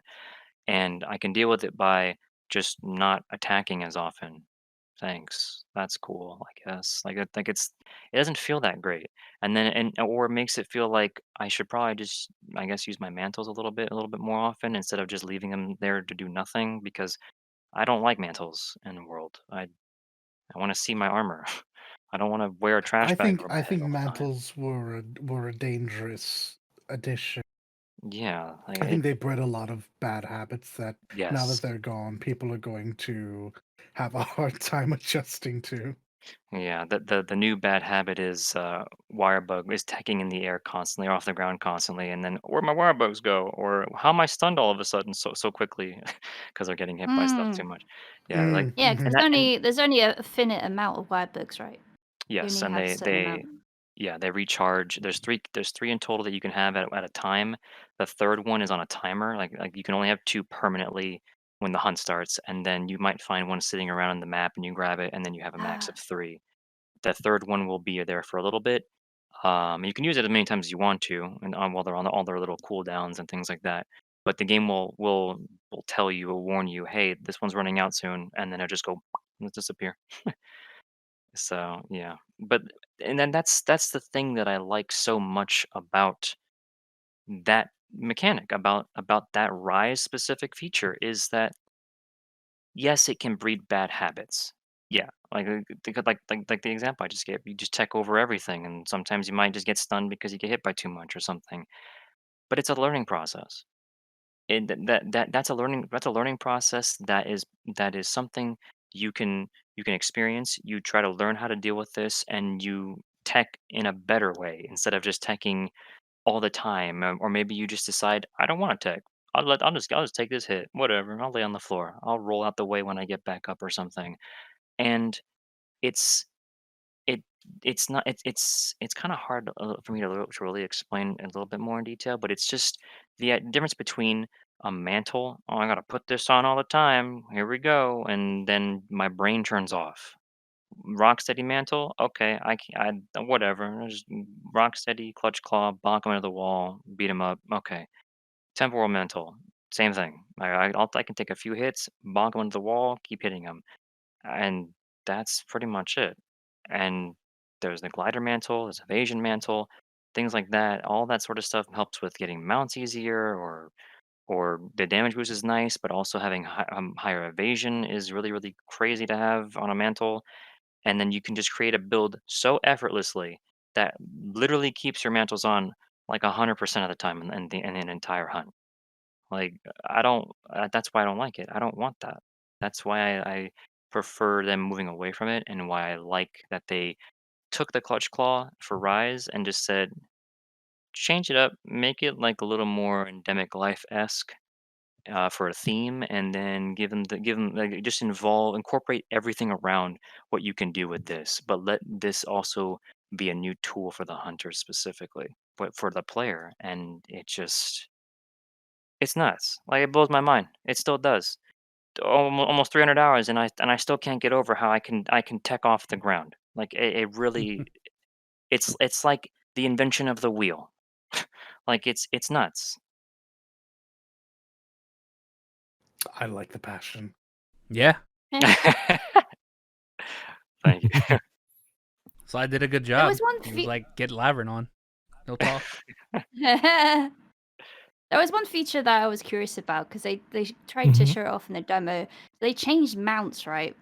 Changed the way it functioned. Yes. Uh-huh. Yes. So, in the past, like you would do mounting damage and you would eventually get on, and you just keep doing mounting damage to the point like there was a little bar, and the more you did, you know and you finished the bar, you would down the monster, and you have the potential to get knocked off. I don't want to say it's become relatively easier, but it kind of has, in the form that um, your mounting damage is your wirebug skill, and as you do wirebug attacks, you will put a monster to the point where it can become mounted. Now, when you mount a monster this time, the fun part about it is you can use the monster to fight other monsters. And that is really good for getting parts from other monsters. And or if there's nothing around and you just don't feel like taking it to another monster, you can just bonk into a wall 3 or 4 times depending on how many wire bucks you have. So the thing I like about this mounting is that it's versatile, in that you can do what you want. You can hit monsters for parts, and then forgot about the mounted punisher. As you hit monsters, you increase this meter down at the bottom, and as you get hit, you have a little timer. I forget how long it is, but as you get hit on the monster, that timer decreases until the mount is over. But as you hit monsters, you increase your meter, and if you increase it to the max, you can do something called a mounted punisher, which does a lot of damage and usually downs a monster. The good thing about it, like, again, it's versatile, and I've gotten to the point where most of the time, like, I'll take, if I get the monster that we're hunting, I'll take that monster, go hit another one until it gets a mounted punisher, and then ram it into it. Because once you ram it into it for like the first time, that guarantees another mount.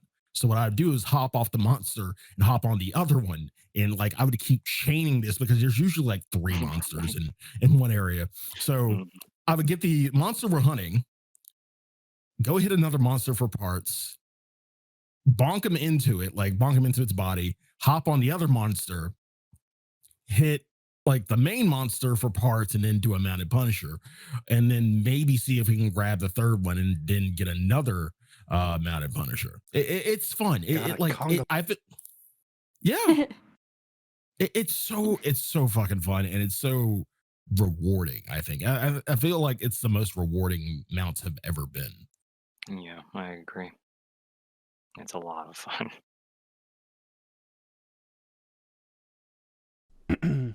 So, what weapons do you guys primarily use? Like, what's your favorite, really? Mm-mm. Can all of them be an answer? They I mean, are real fun. It's genuine. It's like the last question where the monster one. It's actually difficult. Like I know Slide plays a lot of Switch Axe specifically. He does play a lot of Switch Axe. That's his jam. I remember the man Swax. that, It is my jam. that man got his copy early and he was like, "Okay, I'm gonna play this game." And then he made his character, and then they gave him his weapon, longsword. Man had the deadest stare I've ever seen in my life, and I was like, "Oh." He was like, "What in the world are you giving me? Where's my What Switch the at?" fuck is this? Yeah. What the fuck is this? First you show me Dongo, and now you show me a longsword. Where's my Switch next to my meat? He was going Right. crazy. worst Monster Hunter Oh. Monster Hunter game ever. Yeah, Where's my meat and Switch at? I'm pretty sure you said that, honestly. Legit. Yeah, it's but the weapons are, dude, they're nuts. They're ridiculous. There's there's probably more tech that hasn't even been discovered yet. Maybe like not like the craziest thing. It might not be this big technique that you can do that'll do a crap ton more damage or something, but it might be the little things. But like just imagine 14 weapons, all with 3 switch skills that you can choose between, that you can change. And some of those switch skills have either a nifty little neat technique that might be something a little cool, or you might have something that's just like this. Why does this exist? This is game breaking. That's like this is absurd. Like something like that. Some weapons have that, and it's wild. It's unbelievable. It is genuinely for me. It is genuinely hard to pick a weapon that I find as a favorite. Um, and if I had to pick a weapon that I've used the most, I couldn't even tell you because either longsword or hammer are up there. Because I just this is a video game.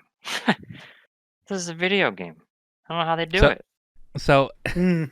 I'll repurpose the question for you. Okay, Okay. you're stuck in a modded version of Rise. All right, Mm. and in the beginning of the game, it tells you can only play one weapon throughout this entire game. What would it have to be? It would Fuck have that game. Yeah, that's the correct answer though. Like, it would be that. what's the point? Okay. And the addition to that question is, if you don't play this game, you can never play a Monster Hunter ever again. Oh Oh, my okay. gosh, that's You ruthless. You have to pick a weapon. Why are you putting caveats on this shit? I'm not playing your damn game. No. Well, Sai, you have an answer. This answer is not for you because you're like Switch Axe. Yeah, he knows what he likes. He knows what he's like. No, I will say. Gunlance is a lot of fun because I did try Gunlance. I said, you know what? I want to try Gunlance. That's Gunlance true. It is looks a sick. fuck ton of fun. Oh It my is. god! It Once you is real and fun. especially once you get a build going, oh. Mhm. Mm. And the tech on that too is kind of ridiculous. It is. It's absurd the amount of things. Like imagine back then if you've played Gunlance in any other iteration of Gunlance in other games. Now imagine moving like 3 times as fast. Oh God. That's just Dude, Gunlance. Freedom Unite shotgun on a pole was rough. Yeah. Now imagine just So- flying around. Yeah, exactly. That's what I've seen people like Wirebug, turn into Valstrax for a Yep. second. Yep. Oh, it's great. Blast Looks fun. dash chaining. Like there's something there's something really cool about that you can if you have your Palamute with you, you get on your Palamute, you run around, you jump off the Palamute, you wire bug 3 times if you have your 3 bugs. While you're still in the air, you can do an unsheathed shelling attack and then do an instant blast dash 3 times. Like, Oh. you covered half the map at that point. Like, it's Yep. ridiculous. It's absurd. But if I had to really pick a weapon, it probably would just be a longsword. Mallet, my hammer is a close second though, because imagine a weapon that was just I can KO things. I hit things in the head. That's fun. But imagine being able to now guard point things and you just don't take damage. Imagine being defensive with hammer, but still having everything else hammer has. And it's like, why do I have this? This is cheating. And I'll tell you why. Because I know why. Not really. Ryozo, the man behind Monster Hunter, his favorite weapon is hammer. I can guarantee you, he told the dev team, Ichinose and all of them, he's like, you better make sure that along with making Hunting Horn really cool, because you like Hunting Horn, you better make hammer real good or your jobs are on the line. And they said, all right, give it a guard point. Whatever. What? Go ahead. There's a Yep. guard Give point it on the a hammer? Guard point. Yep. Oh. Yep. You just parry things, no problem. It's pretty much it's more of a parry than a guard point, but it just it's ridiculous. It's just Love to hear. ridiculous. It's actually It's really not my fun. weapon, but yeah, absolutely, make him shine. I'm happy to see. I'm happy to see Hunting Horn get love because boy, oh boy, I've seen 2 people seriously play that weapon before. Oh man. 2. A whole I am 2. not one of them. I have a friend that primarily likes to play like support-ish type like classes in video games, and so he would either play Sword and Shield, or he would play Hunting Horn, and those are the only 2 he played. But it's the cool thing is Sword and Shield. Sword and Shield is a monster of a weapon in this game. Like, sure, you can use items while your weapon is out and everything, and that's cool and can help people in a pinch. But the amount of damage that you can do with Sword and Shield is ridiculous. And there's also parrying on that or guard pointing on Sword and Shield too. Whatever you want to call it, it's Sword and Shield has it. You got crazy iframes on back hops and all, and you have the iframes from aerial, like aerial SNS. Whenever you would jump on a monster in GU, and the Yeah. game would give you an iframe the moment you hit the monster with your jump. uh, they kept that iframe value. Like they just kept it in there for Sword and Shield, for dual blades and stuff like that. And it's like, okay, cool. All right, sure. I guess I'll just never get hit once I practice enough. Like that's just I don't believe it. Like I'm still in disbelief. Does the bow feel good? Yeah, it does. It Okay. feels really good. It's got its own little buff system. Like it has power sheaths, so your arrows do more damage. It gets a new spread shot option as like a switch skill that can, at the cost of more stamina, can do KO damage freely. So it's pretty Mm. cool if you can KO something if you want to. It has the ability to it has unique switch skills where they can evade an attack, and when this is the default one. They evade an attack by launching themselves in the air away from a target or whatever direction, and when they land they take a stance, and while you don't move and you stay in that stance, your stamina recovery is much faster for the moment that you're stanced up basically, and then if you move it goes back to normal. The other option is being able to pull yourself in the air straight up and then aim down and shoot 3 times, raining arrows down on your enemy, and then finishing with a melee attack with your arrow, which it keeps your charge level from your arrow your draw attacks. So you have like, 3 or 4 level charges. Just you just shoot 4 times, and as you're shooting, it levels up each time. And then you do your 4 shots, and then you do the 2 spread shots, because the spread shots it carries the same level of charge, so the damage is higher. And then after you do your spread shots, you do the aerial attack, and it still keeps the level of charge, and you just do full level charge aerial shots, and then you stab them with the arrow. Like It's ridiculous. It's All right, Legolas, what the hell? Well, It's- okay, so yeah. Ah, whoa. So It's bow was fun. my like cool. overall main in world. I swapped from bow to longsword to insect glaive. Oh, also it has a Um, parry. Oh, of And course. a Wait, hold on. No, you know back what? off, back off. No, please explain to me how the bow has a parry. Do this for me, please. They're so in world they had like the slide dodge or whatever, and you can dodge roars and stuff like that with that attack with that specific dodge.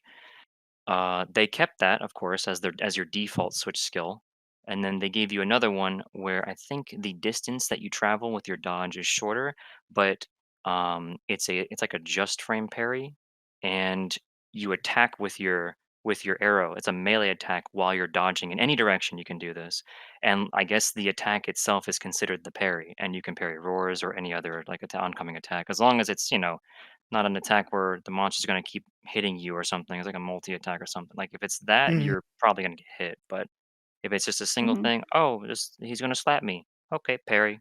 And also, when you parry something successfully, it levels up your charge a couple of levels, I think.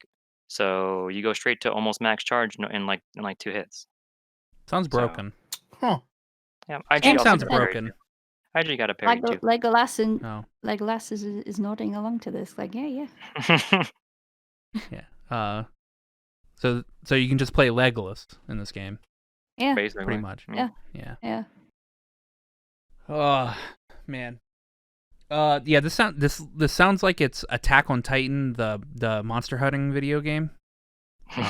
So that you can just like swing around everywhere and attack My giant friend, monsters. Monster Hunter was the original Attack on Titan.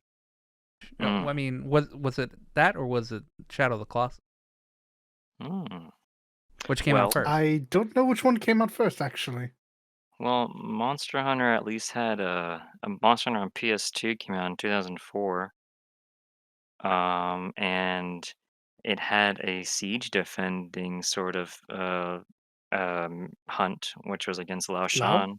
Yeah. Ah. I Yeah. mean, Yeah. you can technically get, and you could get on his back, just by Mhm. jumping on it, technically. Mhm. But I don't remember when Shadow of the Colossus came out, actually. I'm looking it up. Is that like It, 05, 06? yeah, October 18th, 05. That was a lucky Oh, guess. methinks Monster Hunter came out first then. Yep. All right. But yeah, I mean, it's nuts. Like they really did. They when you look at Rise or just finally get your hands on it and play it, and you actually unlock all the Switch skills, which is not hard to do. It's pretty simple. You put time into reading the Switch descriptions and going to the training area and just kind of messing around with stuff. You'll see that as you go from one weapon to another, you'll be like, okay, they really, really were had fun in mind when making when adding new things or bringing back old things and combining them in a really fluid way. They they had fun in mind, 110%. Well, that's good to You hear. like to hear. Yeah. Yeah. Yeah, it's exactly what you like to hear. Now, this is what you're not going to like to hear because we're going to round this off with a question that Leek wanted to ask you guys. And I'm gonna prepare you. It's not the question. No, let me prepare myself, dude. What the hell? Actually, What the hell? Can I You're already ask something talking- before Leek? What the hell? Go ahead. I'd like to distract them really quick as Leek re-prepares for this. Before we get into the amazingness of this later, hey, favorite monster, and what is your favorite monster? Do they appear in Rise, and are you looking forward to their possible inclusion? Oh yeah, I didn't think about that. Ooh, Sly, you got your favorite in mind? In Rise? Well, overall, and do you want to include it in Rise? I mean, I can tell you what it isn't. Mhm. I would love Dalmador. I just don't know how they would do it. Mm. Palamendura was just fun. It's an awesome encounter. Yeah. He was just so much fun. Um, favorite monster in Rise? Rachna's fun. Oh, Rachna, the like when we, spider. Mhm. yep, Spider Bitch. Oh, there's a spider bitch in When, this game. Mhm. yep, sure is. Oh, Nursilla was um, awful, so I have to imagine this one's going to be.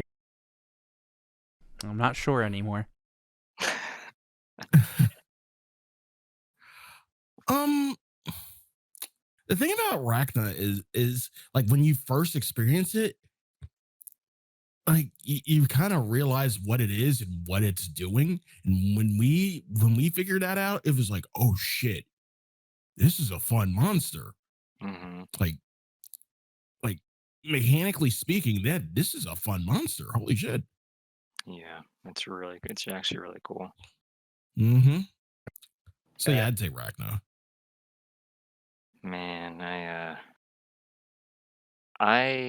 I I think in terms of a favorite in terms of a favorite older monster, um, it's Chameleos, and he's coming back, so Really?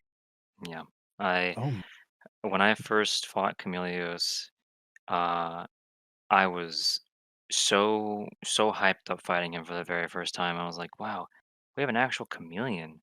It literally goes invisible and it tries to be sneaky and it can steal your items." It's annoying, yeah, I hated that. but it is cool that It is. he's trying to be a little thief, and you can and as a mechanic to like if you break his horn, he can try to go invisible, but you can see the translucent like effect on him and you can always see him and you can see how he would go invisible and then fly up and then go behind you and then land and then try to steal. Like you can see the way that his AI works once you break his horn. And it's like, that's really cool. But it's also the music. The music in that fight is, it's like, That's fair. it's really good. And Chameleos' music was Rise inspired way before Rise even existed, way before Rise was even a thought, probably. And that's why I'm so excited that he's going to be soon. He's gonna be here soon. I want to see how they're going to play his theme out because it's been a long time since I heard it for one, and two, it with what they've did with what they've done with Zenogre and Narcocugus themes, the little touch ups Oh, that they're they so did, the good. extras, like there's I can't even imagine, but I'm really excited to see what they're gonna do for Chameleos. And the other thing is, you ain't gotta worry about you getting your items stolen in Rise. Like whatever, just go back to your camp, Farcaster, It's true. restock, you're done. Like memes, jokes, whatever aside, definitely people are gonna be like, haha, your items are gonna get stolen. It's gonna be a pain. It's like, bro, I got unless unless this guy's gonna steal my Farcaster, it is possible, but it's like there's plenty of items in my inventory. Unless the AI is designed to like, all right, focus the Farcaster first. That's 100% guarantee on first steal. Everything else, good luck. Like, unless it's like that, then people would have to run away and just go restock or something if they wanted to. But even then, I think it's fine. It's definitely not as big of a deal as it was back then, where you had no Yeah. camp to restock from. Um, but in terms of like a current Rise monster that I think is a favorite, it's Goss. Goss Harag is my favorite, hands Yeah, down. he looks like an absolute unit. He Big fan of what they were doing with that owner. they had a good time making that monster because the whole theme behind him uh is he tries to stun you and then he executes you. And he was the first card. He gave me my first card when I was playing through Rise, because I had no wire bug recovery or anything. And he could stun you with certain repeated attacks, and one or two of his attacks can hit you so hard that it slams you into the ground and it pins you for a second, and you'd have to wire bug recovery to get out quickly. But the way that that move works is he lands that hit on you, and you can't recover from it with wire bugs. 'Cause it's like you might run out or something, and you're lying on the ground trying to get out of the ground or whatever, and then he looks at you with both blades, both ice blades covering over his arms, and then he literally slowly walks up and drags both of his arms up to you, and then just with one arm just swipes horizontally or stabs you and executes you. He took half of my health off the first time I saw him and killed me, and I was like, I can't be mad at this. I can't. Like, this was His genuinely pyramid head. Goodness. it was really, really cool. His roar is awesome. It's terrifying. It's strong. It supports his theme. His fight is actually very fun. It's also satisfying. It's rewarding for the risks that you take, or even just being careful. It's still very fun. And for the first time, I think it was yesterday, I saw a turf war with him and Tetranodon. That motherfucker was grabbed onto him, rolled around with him in the water, and then stood on top of his bloated stomach and just slapped or punched the shit out of him. Like, I was like, what the hell? Like, what? Like, he's cool. Goss is Oh yeah, Goss is a, I'm Goss into is this. Goss is a brutal monster, and like the way he looks and everything it fits him perfectly. He's great. Goss's boss. Got it. Yeah, he really is. 100%. He is.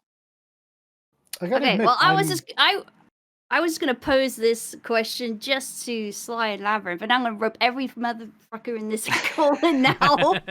It's all your fault, Aqua. So very serious question. Monster, marry, fuck, kill. Oh boy. I choose death. I mean, all three of them might kill you anyway. So yeah, I just choose kill and kill. Kill and kill. or to be killed in the process of trying to kill. That's cool. What about you, Sly?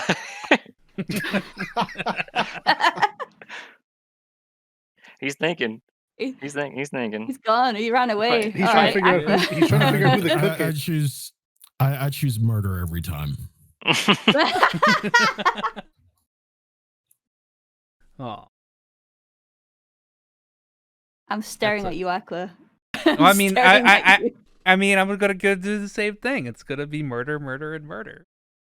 You fucking cowards! I can say though, with respect, if I had to choose any of that stuff, like my kill option would be Nargacuga every time. Always Nargacuga. Love, and I say it because I respect Nargacuga as a fight like so much. I love the music. I love the way that he creeps and stares at you and like tries to catch you off guard. I love how fast he tries to move. I love like the projectiles that he throws out and things like that. Like it's just a very, and he's got really good hitboxes. Like even since the beginning, he had really good hitboxes, and I was like, this is unbelievable. Now that you say it, for as wide and sweeping as Naga's attack patterns are, unlike a certain fish, its hitboxes have never been as suspect. Yeah, no, he's both Narga and Zenogre had much better hitboxes for their debuts. I feel compared to. I love third portable Lycian. so much. Yeah. P3rd is something. P3rd or Rise is basically just P3rd 2. That's what it is. This pleases me greatly because Yeah. I think I respect 4 and 4U as better games, but third portable I've put the most hours in by far. Far. Yeah, I can see that. That said, please bring Gore Magala and Shigaru Magala back. Please bring those two back. Maybe. I'm not even that big of an Edge boy, but I want those two back so bad. They're fun fights. They're very fun fights. I just enjoyed the Blight. I don't even remember what the Blight is called, but Frenzy. That Blight was neat. It was a Frenzy. Yeah. Like it was really neat if you played the mini game well, as it were. Yeah, but just kind of be aggressive. Otherwise, but that's be aggressive. Be rewarded for your aggression. And if you play too passively, you suffer from playing too passively by taking more damage and not having any recoverable health, like my passive recovery. So it's like, oh boy. Yeah. All right, Yeah, all right, agree Lee. this. I will You say thought that about if I had Okay. to, I will only answer the marry because killing is like what you have to do with monsters anyway. That's fair. But you could be creative, you know. If I had Anyway, to marry continue. one, if I had to marry one, Yes. probably Lunastra. Ah. But that is the only one I will answer. What about you?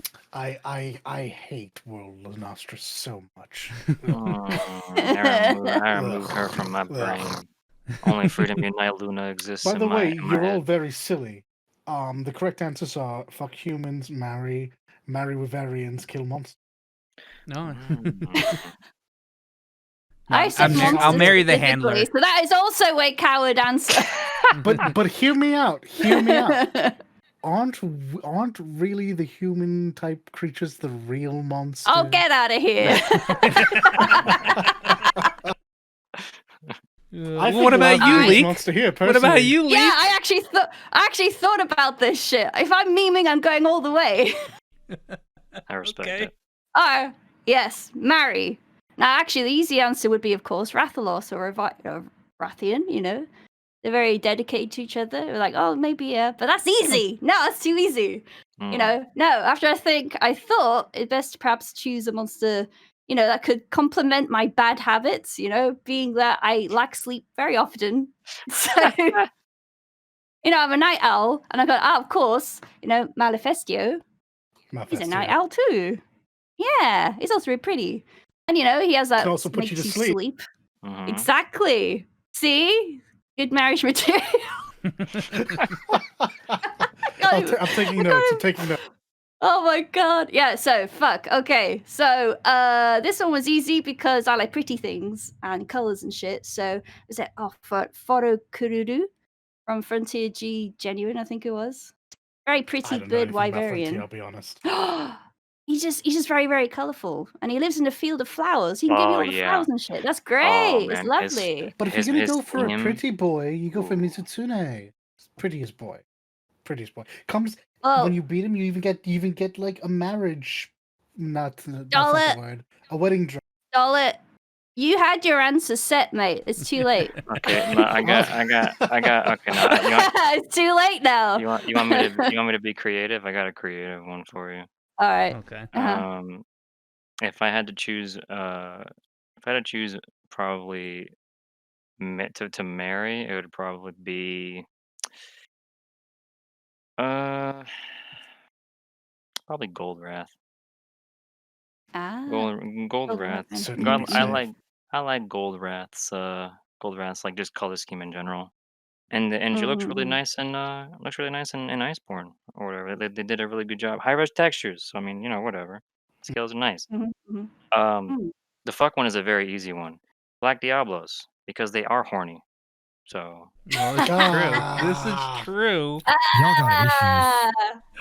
Y'all got issues. Listen.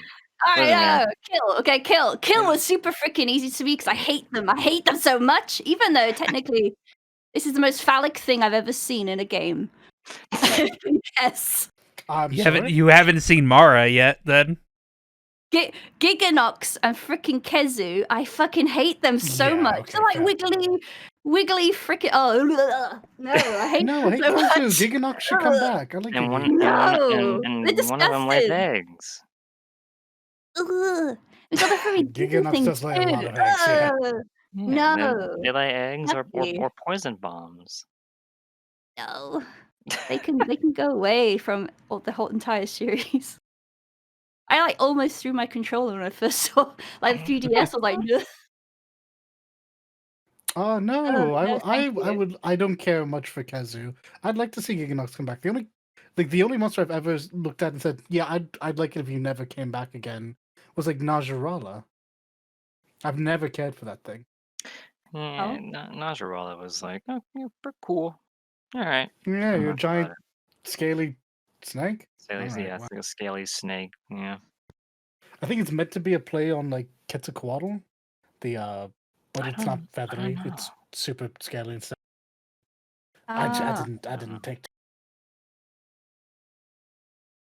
Yeah. Are there any other things about Rise that you guys can think of that you'd like to discuss on? We're running at 2 hours right now, so. Hmm.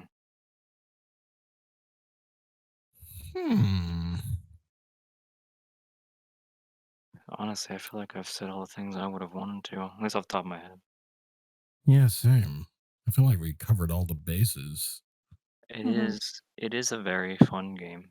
Honestly, It like is when a it it boils is a down to it. goddamn video game.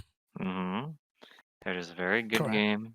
It is definitely very, very fun to play. It's fun to mess with every single weapon, all that sort of stuff.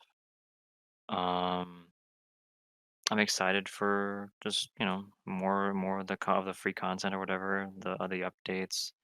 I am excited for what I would hope to be an ultimate version of it. I would assume so because this game already sold over 5 million copies. Yeah, it did. It Yep. sold. So many. It sold 4 million within like the first couple of days. It's ridiculous. Do we Yeah. think honestly there's going to be a ultimate version, or do you think they're just going to properly support I think they X the pack it. base model all the way through?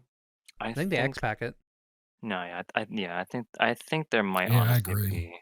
I think there'll be a like because they did the same thing with World. Here, have some free updates, new monsters, events, things like that, and then after like a year passed, they said, "All right, here you go, Iceborne, big old That's expansion, fair. 40 new monsters or whatever, and free updates for more monsters." And you're just like, I think they're gonna do the same exact thing.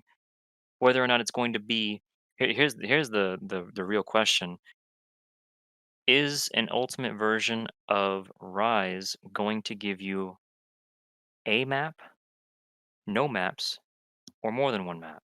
Because I think every other version of Monster Hunter Ultimate Editions always gave us more than one map. World, I think, is the only one that just said, "Here, Iceborne," because we never really had the time to give you a cold map, and we'll give you just a bunch of more monsters to kind of compensate. And the maps were huge, so it's like I can understand why, because that's a lot Yeah, of because work. they're like 2 maps in and of themselves. So. Yeah, those are really big Do maps. boss Yeah. arenas count as a new map? No, they do not. No. Never mind. Mm-mm. Then I don't actually suspect we'll be getting a new. Yeah, and that's the thing. This is the portable team, so they might have you know God knows how much. There's so much that they like. Somebody that works at Capcom, I talked to, name's Izo. This man Mhm. this man has been playing. He was testing and messing around with things in Rise when we were waiting for PC Iceborne. So God only knows how much that they have available to them currently, and or well yeah, like right now the game is out, and they've probably been testing stuff for a while then for Ultimate Editions or something. Who knows? I don't. He But I probably think knows like the new monsters coming out oh yeah, for that, like that the man. next year. Yeah, he definitely knows. That man's like, I can't tell Mhm. you guys anything. I'm sorry, I can't tell you. Then shut up. Yeah. Me, Iso, stop it. No, I have to build hype though. I'm so excited. So- but I can't say. No. No. So do you think don't. do you think they'll do the same thing they did with PC World and have it be like very staggeredly behind? I hope not. I really hope not, man. I hope not. I expect pray it. to God not. Unfortunately, I expect it because they've already done it once before. Yeah. But I hope not. Because that's rough. Well, I mean, how long before PC World came out did you think that they actually expected to do a PC version of World? Because from what I heard, stage. Because I figured it was like maybe kind of like a last minute decision to do that. I don't think it was. I think it's Outcry, honestly, because like I remember the first like few weeks of Monster Hunter digital events, and not a peep was said about PC until the master race decided, you did it for World, and why can't you do it for Rise? And then launch week comes, and hey, and all of a sudden you see on the site, uh, PC 2022. Like, I'm down for I'm down for accessibility. I'm down. One thing I would hope, and I don't think they'll do it because it's weird. It's weird. Um, Save transfers. I wish they would do that. Oh, don't get your hopes up, mate. Yeah, I know. I wish that they would have done that, but they didn't. They didn't do it for World, so I don't think they're gonna do it for Rise.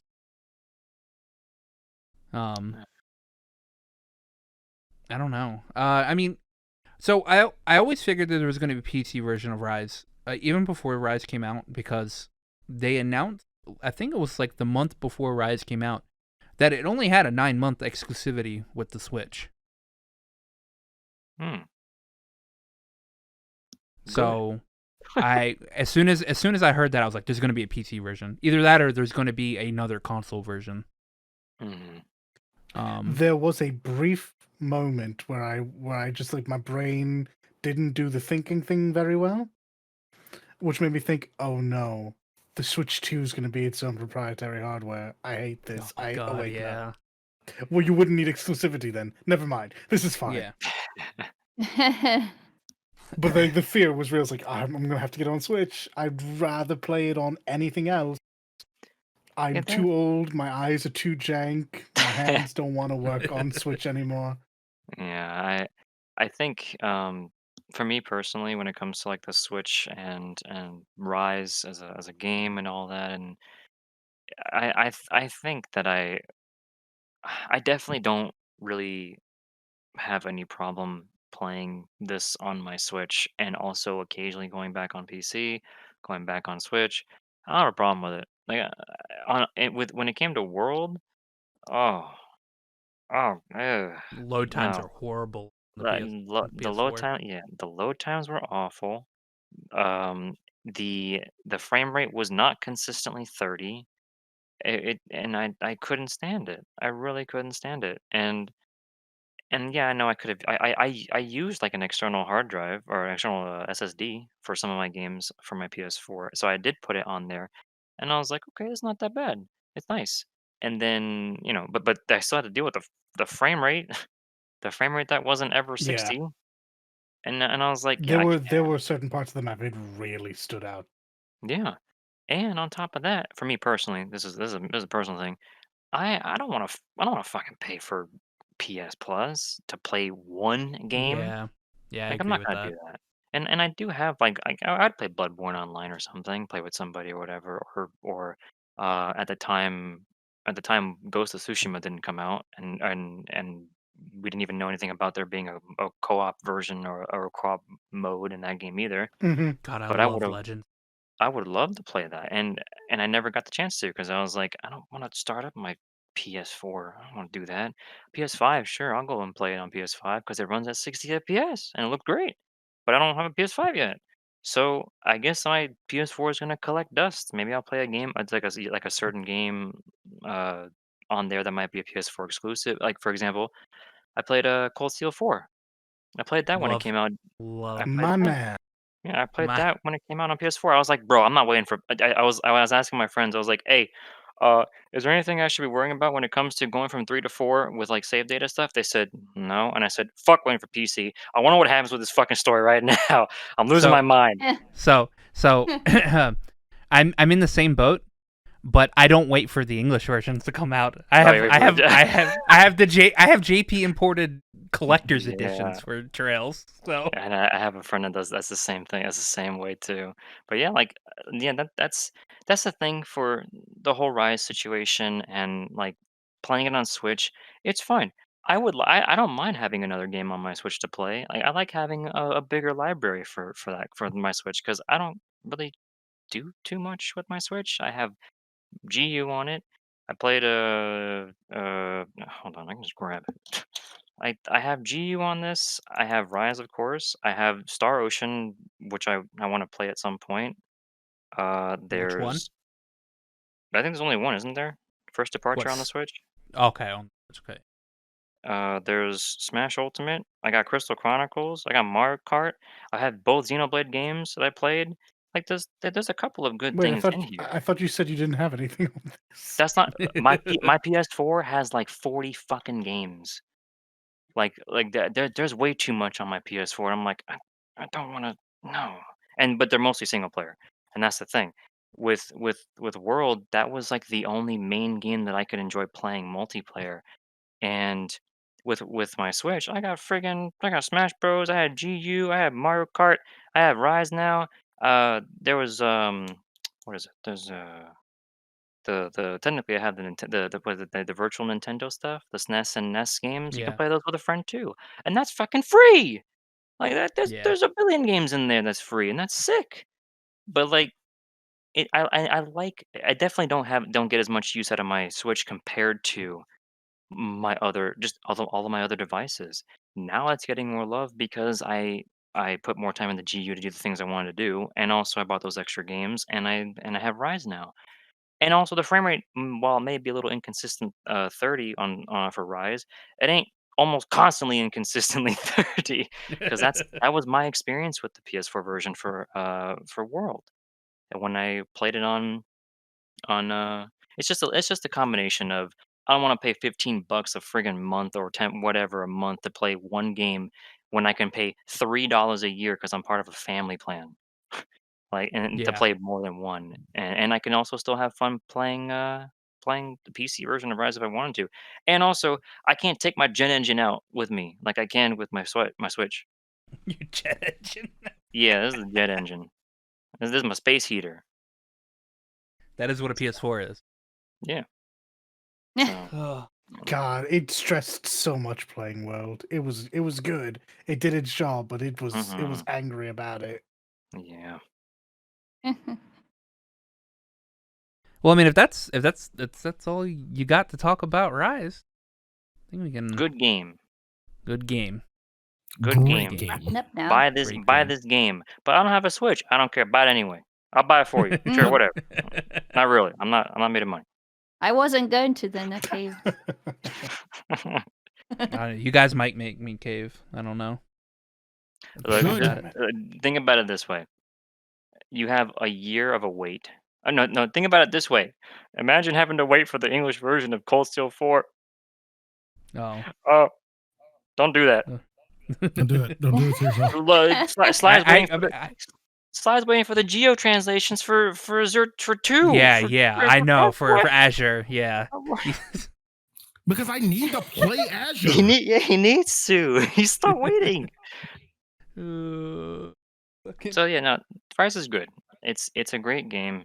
It's one of those things where you will absolutely have a lot of fun, even if you had like fear of missing out or whatever with like the hype with friends and stuff like that. You're still gonna come across plenty of people who are gonna keep playing it because it's the new thing. Even a year later, it's still gonna be the new thing. Yeah. And you're definitely gonna have a great time. It's so much fun. Branch out and play the game and enjoy all these different all the weapons and stuff. Experiment, get all the armor pieces or whatever. Put some time into that game. Run the Switch through its freaking through its paces or whatever. Do all the things. Yeah, do all the things. It's I a great game. I always think about when I pick up games like I guess like Monster Hunter or like a game that I know that I'm gonna having to sink my time into. Also have to think, man, there are a lot of other games coming out too. Because I've got I've got the games that I'm currently trying to work on. I've also got the Mass Effect Legendary Edition's coming out on my birthday. On my birthday, that is. Oh. Tales of Arise is supposed to come out at some point in fucking time this year. Scarlet Nexus comes out in June. Fucking I'm still waiting on some 16 news, and I have a long standing bet that it could possibly be like holiday this year. So I mean Horizon Zero Dawn or Forbidden West comes out sometime this year as well. Oh yeah, that's true. I have to figure out time where I can spend 500 hours into a Monster Hunter game. So Yeah. But yeah. Our last little segment is just pretty much talking about what we're going to be playing this next week. I mean, and I can only assume that Sly and yourself are going to be playing Monster Hunter Rise this next week and upcoming and whatever. Yeah. Well, the thing is, after this, I have to get a nap because I've got to play 14. You know what? I am actually very sorry, Sly, because I totally forgot that the patch was today. Oh, is it today? Well, technically for me and Sly. It's in about like four and a half hours. Yeah. Let's get through this. I messaged at this earlier today. I was like, hey, man, you want to play some Outriders tomorrow? Because, like, the cross-play's fixed and everything. And he's like, you realize patch is tomorrow? And I was like, oh, fuck, it is. Gosh, I need to put my money on my membership account.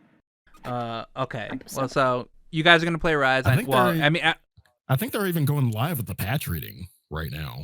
Oh yeah, probably. Really? Mm-hmm.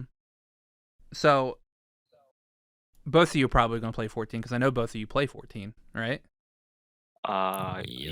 Yeah, but I'm in the boat where I'm waiting until we get really close to expansion pack, and then I'm gonna go through everything. I haven't done Oh yeah. I haven't. The last thing that I did, where I left off, was I have not done the third tier normal raids. I haven't done those yet, so I got a lot I can work on. But I'm waiting. I'm like stacking it all up, and then I'm like, oh, I'm gonna do all this and have fun, and then cry a little bit with the story, and then I'll be excited when the expansion pack comes out. Right. Yeah, it seems like the correct order of things. And so for Sly, it's gonna be 14 and Monster Hunter this week. Pretty much. All right. Can't fault the man for that. It's 2 solid games to get into. Yeah. True. I might grab Monster Hunter this week, maybe. You should. Better. Don't feel pressure me. What are you gonna do, Dalit? I'm not gonna grab Monster Hunter this week. Not even because I don't want to, but because it's finals week. I suspect I will be playing a bit more of the Outriders. We'll see if I re-up my subscription. I doubt it. I don't have the time for 14 right now. I need quick spurt games, which admittedly Monster Hunter would be very good about. So that's my plan. I plan. One of us. I plan on not getting Monster Hunter, but my week is will, and my account is just full enough that I can afford it. So we'll see. What about you, Leek? Well, I'm gonna play more Rise, play more than 4 hours because I literally just started it. So I was like, I will be playing 14. I actually have like a game card to apply to my account, so got that ready. I will also be playing 14, at least enough just to do the story. I haven't done the third tier of Eden yet either, or not, is it Eden? Yeah, Eden. Yeah, Eden. And I'll probably do the Nier raid, but that's probably about it in 14. Oh yeah, that's the new one too, right? Yeah. Yeah, they're finishing that up. I saw the Red Go. Yeah, I know. Yeah, same. I wonder how is it the conclusion for it too? Yeah. Yep. All right. I really hope it's gonna be good.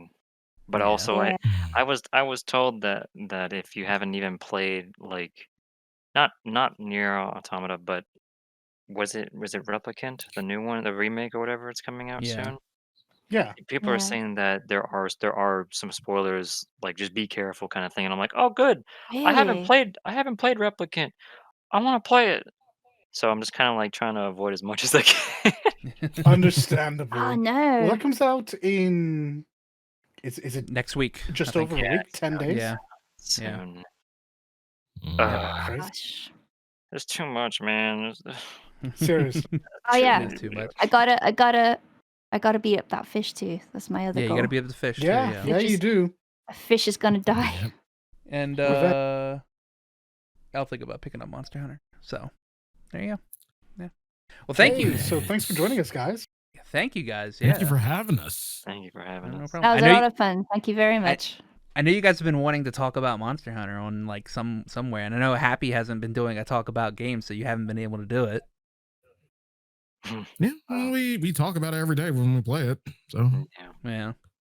No, there's at least that. Well, yeah. Where can everybody find you, Sly? You can find me on twitch.tv/Slyakagreyfox and on Twitter at SlyTheFox.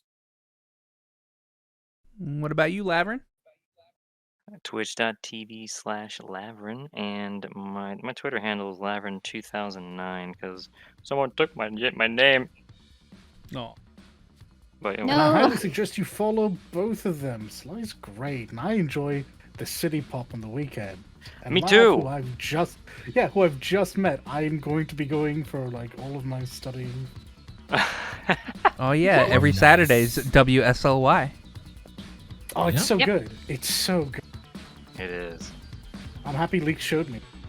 As if I Mhm, if I needed another reason to watch Sly, but now I have one. Yeah. Man's also got Yep, his. Man's also got his. Was it Shin Megami? Shin Megami's on what Saturdays was it? Was it Mhm. Saturday? Yeah, SMT Saturday. Yes, sir. Those are also really cool. All right. Well, thank you guys for joining us, and we'll talk to everybody else later. Thank you. All right then. Thank You all be good now. Thank you. Bye. Bye.